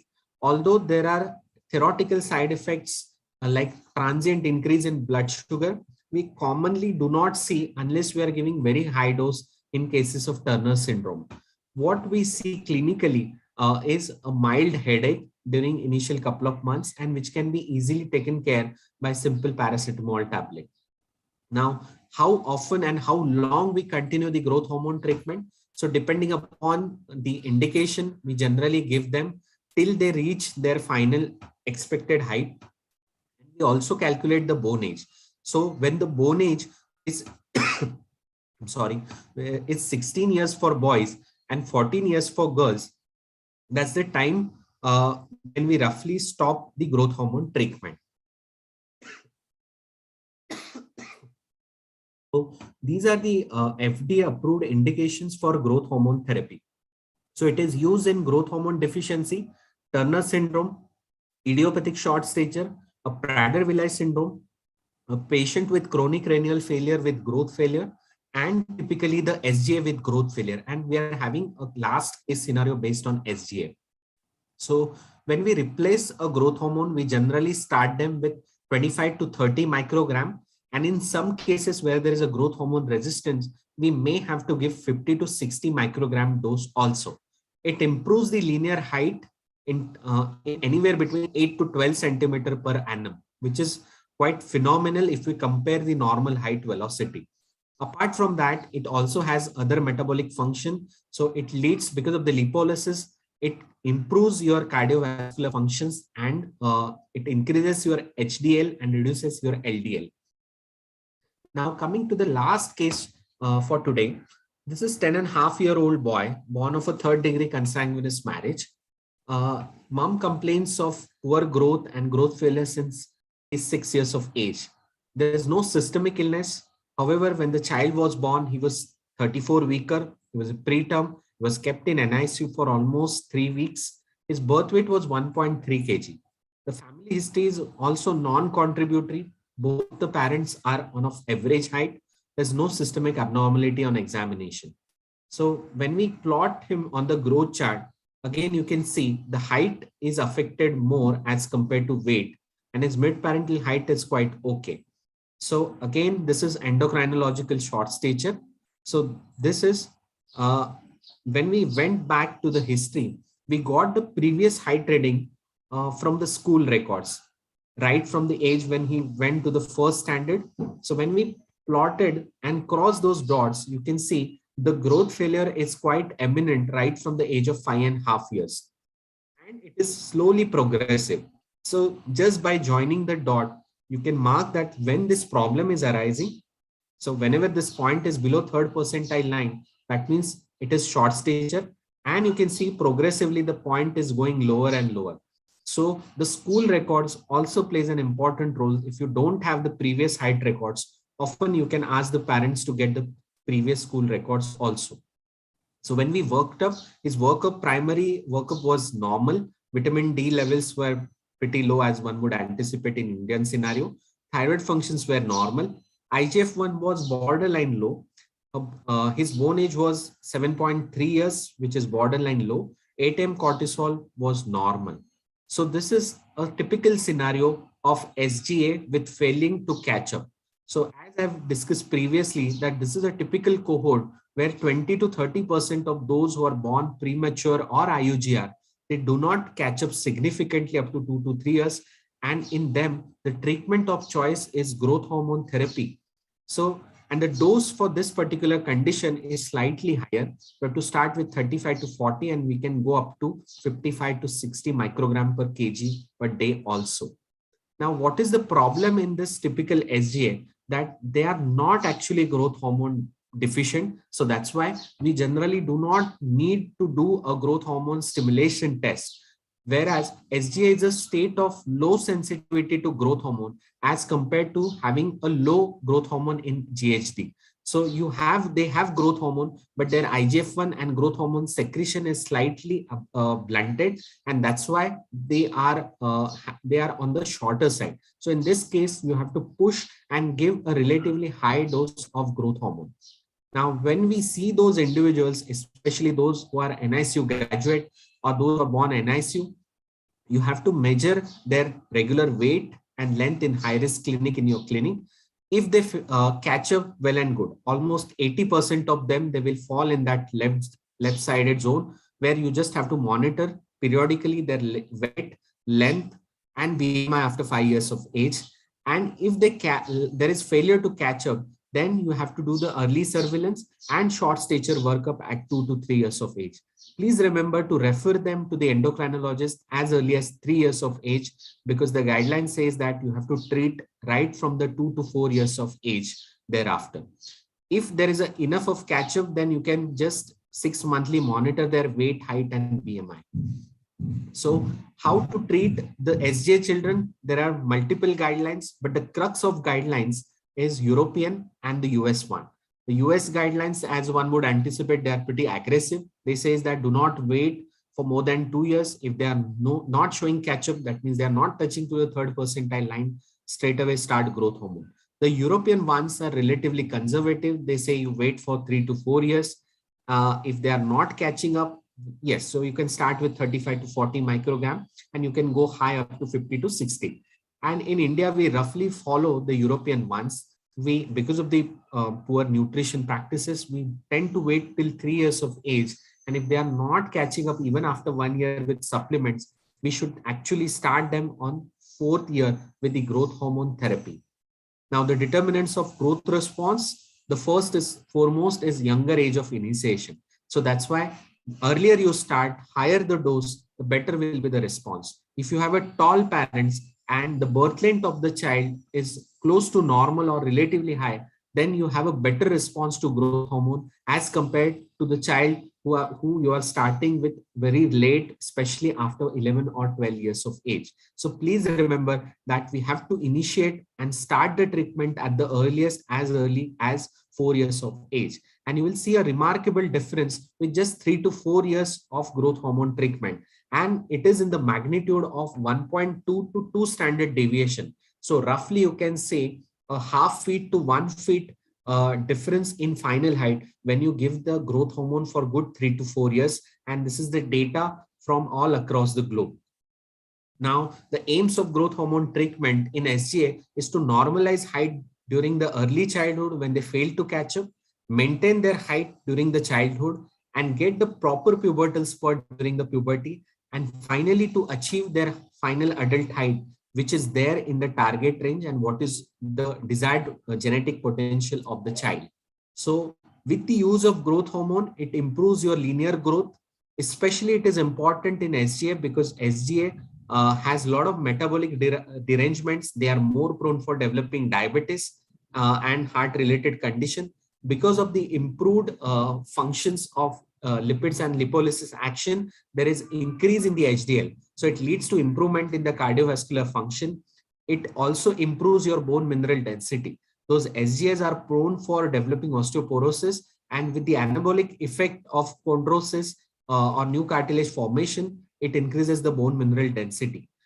Few study also says that with the help of growth hormone therapy, it improves your cognition and concentration time also. So there are multiple uses and advantages of using growth hormone therapy in SGA as well as in growth hormone deficiency. So those who are on growth hormone, they will have a better effect in terms of their body mass index, lipid profile. They may not have hypertension, and it has favorable effect on bone mineral density, as we have seen previously. Those who are not on growth hormone, they may develop a metabolic syndrome if you tend to overfeed, or they tend to get rapid weight gain. So they may have advanced bone maturation, and often in SGA you see a other spectrum, which is precocious puberty, which will further compromise the final height. So efficacy wise, the growth hormone through the multiple trials seems to be very effective, especially when you are starting early and giving relatively high dose. It is seen that almost 90 to 98% of the children, they obtain their height, which is almost within the target range. And whether it is safe, so it is very, very safe, very well tolerated. There is no associated significant side effect like glucose tolerance or diabetes. That is one more myth regarding the growth hormone, that growth hormone leads to diabetes. So it's not true. Momentarily, it can increase your blood sugar, but it never leads to a development of diabetes. And that momentarily increase in the glucose sugar or impaired glucose tolerance is totally reversible. All you need to do is reduce the dose of growth hormone. So coming back to the case, we have started him on the growth hormone. This is the growth chart of the child. So this is where we have started, and these are the previous reading from the school records. So within 9 months of growth hormone, you can see this particular black line. He has almost touched to the 3rd percentile. So has gained 8 centimeter in just a span of just 9 months. So the growth velocity is somewhere 10 centimeter per annum, which is quite remarkable. But for that, patient has to come to us pretty early, ideally before the puberty, because you should also get the pubertal natural spurt. So in a nutshell, if I have to summarize the short stature, whenever you are seeing a short stature, monitor their growth velocity and put their target height potential at around 11 years. It can be a normal variant if the either parent is short, or if you're seeing a boy with a constitutional delay. It could be pathologic if your point is way below the 3rd percentile line. If it is short, then you must do upper segment, lower segment ratio. If your upper segment, lower segment ratio is going towards the disproportionate short stature, then you're looking at the skeletal dysplasia. As opposed to that, if you're seeing a proportionate short stature, and if you're seeing the onset prenatally, then you're looking at chromosomal problem or dysmorphic syndromes like Russell Silver, which can be amenable to the growth hormone therapy treatment. If you're seeing this postnatally after typically 2 to 3 years of age, then probably you're dealing with endocrinological disorders like growth hormone deficiency, hypothyroidism, or certain medications like corticosteroid. So with this, just to summarize, every child's growth is important and must get a habit of plotting the growth chart.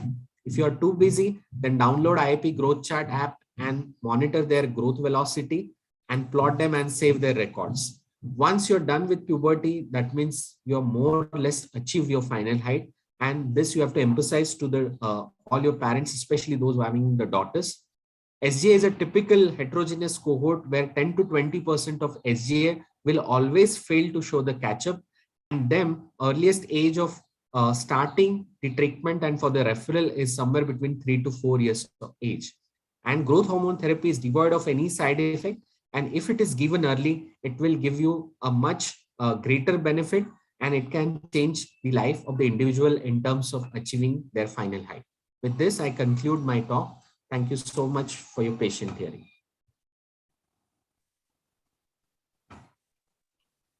Can I ask a question? Yes, yes. In what form is growth hormone available and how is it administered? Okay.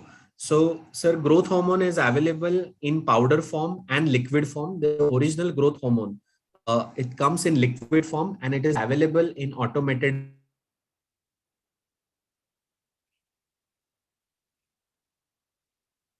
Hello? Hello? Hello, I got disconnected.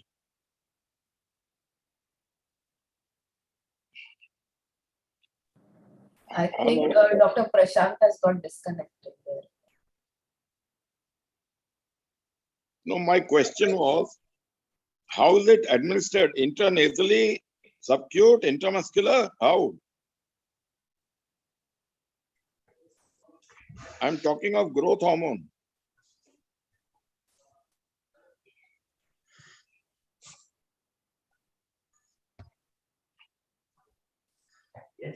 एक minute.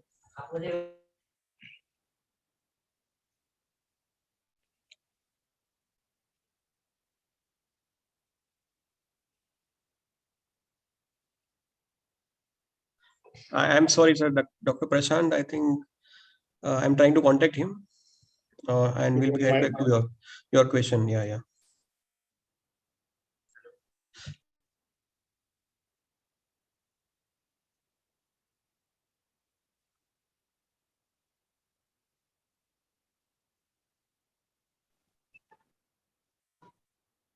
Am I audible? Yes, sir. Yes, sir. You are very much audible. Yeah, Even you can get him on phone also if the net is not working. So he is on. Accidentally, he got logged out. So what was your question, sir? I can ask to him. Like. Yeah, my question is growth hormone available and in what form and how is it administered? Intranasal, subcute, intramuscular, intravenous? Okay. 1 minute, 1 minute. Yeah, you can speak, sir. Yeah. It is available in liquid form, sir, if it is original one, and it is given through automated pen through subcutaneous route every night. It is based on rationale that growth hormone physiologically is produced during the night time. So that's why the injection has to be given in night through subcutaneous route. It has to be given subcutaneous. Subcutaneous, yes. Okay. My last question, what is the normal penile length at birth and how do you assess penile growth? Okay, so roughly it is around, it should be at least 2.5 centimeter at birth. It's what generally 2 standard deviation. And roughly during the puberty, it should be around 4.5 centimeters in puberty. Okay. And there are certain Indian norms and Indian paper which studies the Indian penile length. And as compared to the Western population, we have relatively smaller size of penile length. So we must take into the Indian sentence of the penile length. And also there are certain charts available also, which you can monitor prospectively and progressively by plotting their linear length chart. And if it is falling below that third percentile, you can easily monitor or investigate the child for hypogonadism. Can that also be a part of the growth hormone deficiency?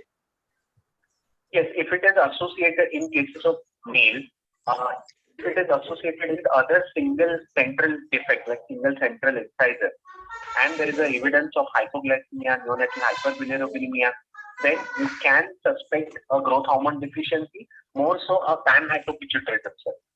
I think more than 2 or 3 hormones are affected. Okay. Thank you so much. Yeah. Sir, I'll join once again. I think I'm locked out. So Thank you. Okay, sir.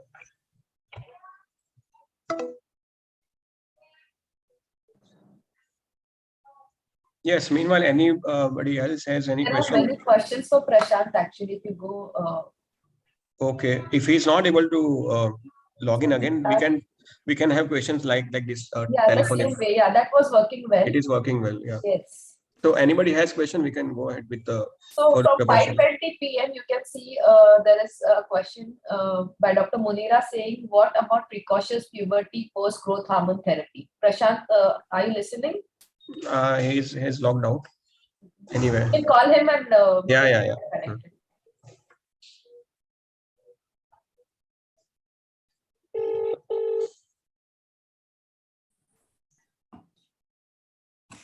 I think he's able to log out. Yeah, Hiren, I could join. Yeah, so there are some questions for you. Okay. What was the question, Dr. Priya? 5:21 p.m. From 5:21 p.m. there was a question for you, Prashant, by Dr. Munira.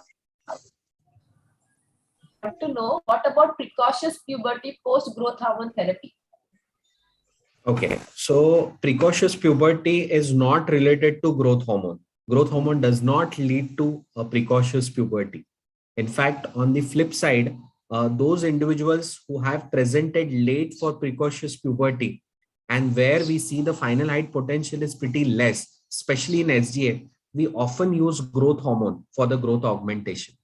So precocious puberty is not secondary to growth hormone. Growth hormone has no role on your HPG axis, that is gonadal axis.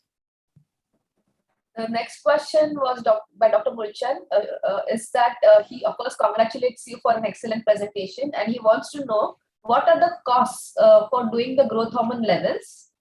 First, second is what is the cost of the therapy, and third, what is the availability of X-ray, bone age, and growth hormone levels?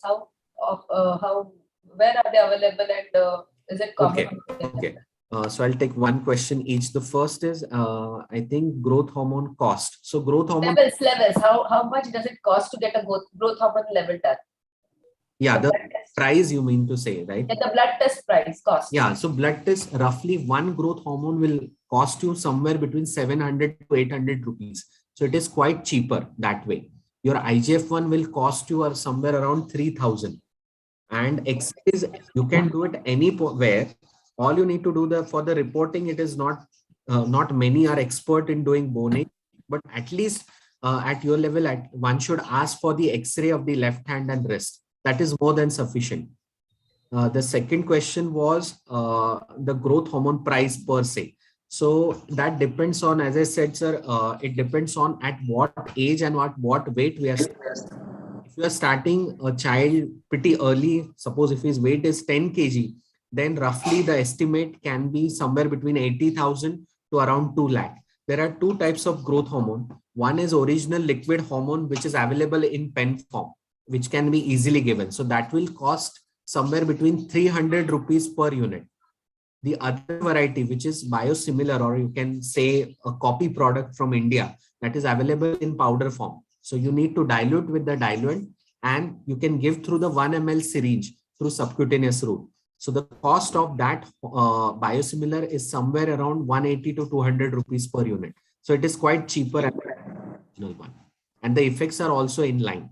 So as I said, for 10 kg, roughly you can say 1 to 1.5 lakh. So for 20 kg and 30 kg, it's somewhere between 2.5 to 3 lakhs to 4 to 5 lakhs. And one more question, I think. Yeah, so there are many questions actually. Okay. Dr. Anuradha wanted to know about precocious puberty. I think that's a topic which you should take up the next time. There's also a question I wanted to ask about, like how you said that you can predict the menarche and thereby slowing of growth for girls when their breast birth starts. Something like, is there anything like that in boys, wherein if you don't have the testicular volume measurement tool at home, you can predict? So is there anything? Yeah, again for the bone age, depending on the bone age, we roughly predict that. Nothing at home if you don't have bone age X-ray, nothing like development of pubic hair or yeah. So like for boys, if you once they develop their facial hairs, they're more or less done with their final height. Final height, but anything before that, is there anything like how no apart from bone age and the your testicular volume, which is more than 4 ml, unfortunately boys they don't have. Fortunately, they have more than 1.5 year as compared to their girl counterparts. I think we are done with the topics for today. Do we have time for Dr. Anuradha's question about precocious puberty? She wanted to know something about it. So can I ask you? Yeah, please. Yeah, please. I just wanted to know, you said we have to look at the bone age when there is a short stature. Yeah. If there's a growth hormone defect. Yeah. But in precocious, being an OBGY, I want to know what should we be vigilant about to diagnose a precocious puberty. Yeah, so I'll tell you 2 figures, ma'am. So one is 8 and one is 10. Any breast development before 8 years of age is abnormal. Any menarche which is starting before 10 years is abnormal. And nowadays, average age of menarche, which I've covered in my talk, is somewhere between 11 to 11.5. But seeing a lot of precocious puberty, especially during these last 2 years. I think we were seeing almost 400% to 300% increment in precocious puberty in last couple of years. The reason being the obesity, and second is increased screen time. As per the recent literature, there are interesting literature which is coming from the Italy and the Europe, that these are the 2 factors which has increased the incidence of precocious puberty multifold. So at your level, if you are seeing the breast development before 8 years, that is just a nodal formation that is abnormal. And if the menarche starts or the vagina before 10 years, it's abnormal. Okay. I know we are overshooting time, but even I would like to ask one last question. How about this? So about precocious puberty, is this the food which we are eating is contributing? They say there are a lot of hormones in the food. So should we actually spend that extra money and buy organic food or which is low hormone, like the milk which is specially made? Yes. So there's a lot of debate going on regarding the environmental thing. Is there any such thing which is causes precocious puberty, especially relevant to milk? That good that you asked. But I feel for the Indian culture, when we boil the milk, even if they are giving oxytocin, because the predominantly concern was oxytocin. Oxytocin is a heat labile hormone. So at around 60 to 70 degrees Celsius, it gets denatured. With the Indian practice, we generally boil our milk and then we consume. So in Indian context, though it is true in Western part, that can be a contributory factor, but in India, it's not really a factor. Similarly goes for the chicken and your non-veg stuff. Important factor here is improved nutrition and the hypothalamic pituitary axis GnRH trigger.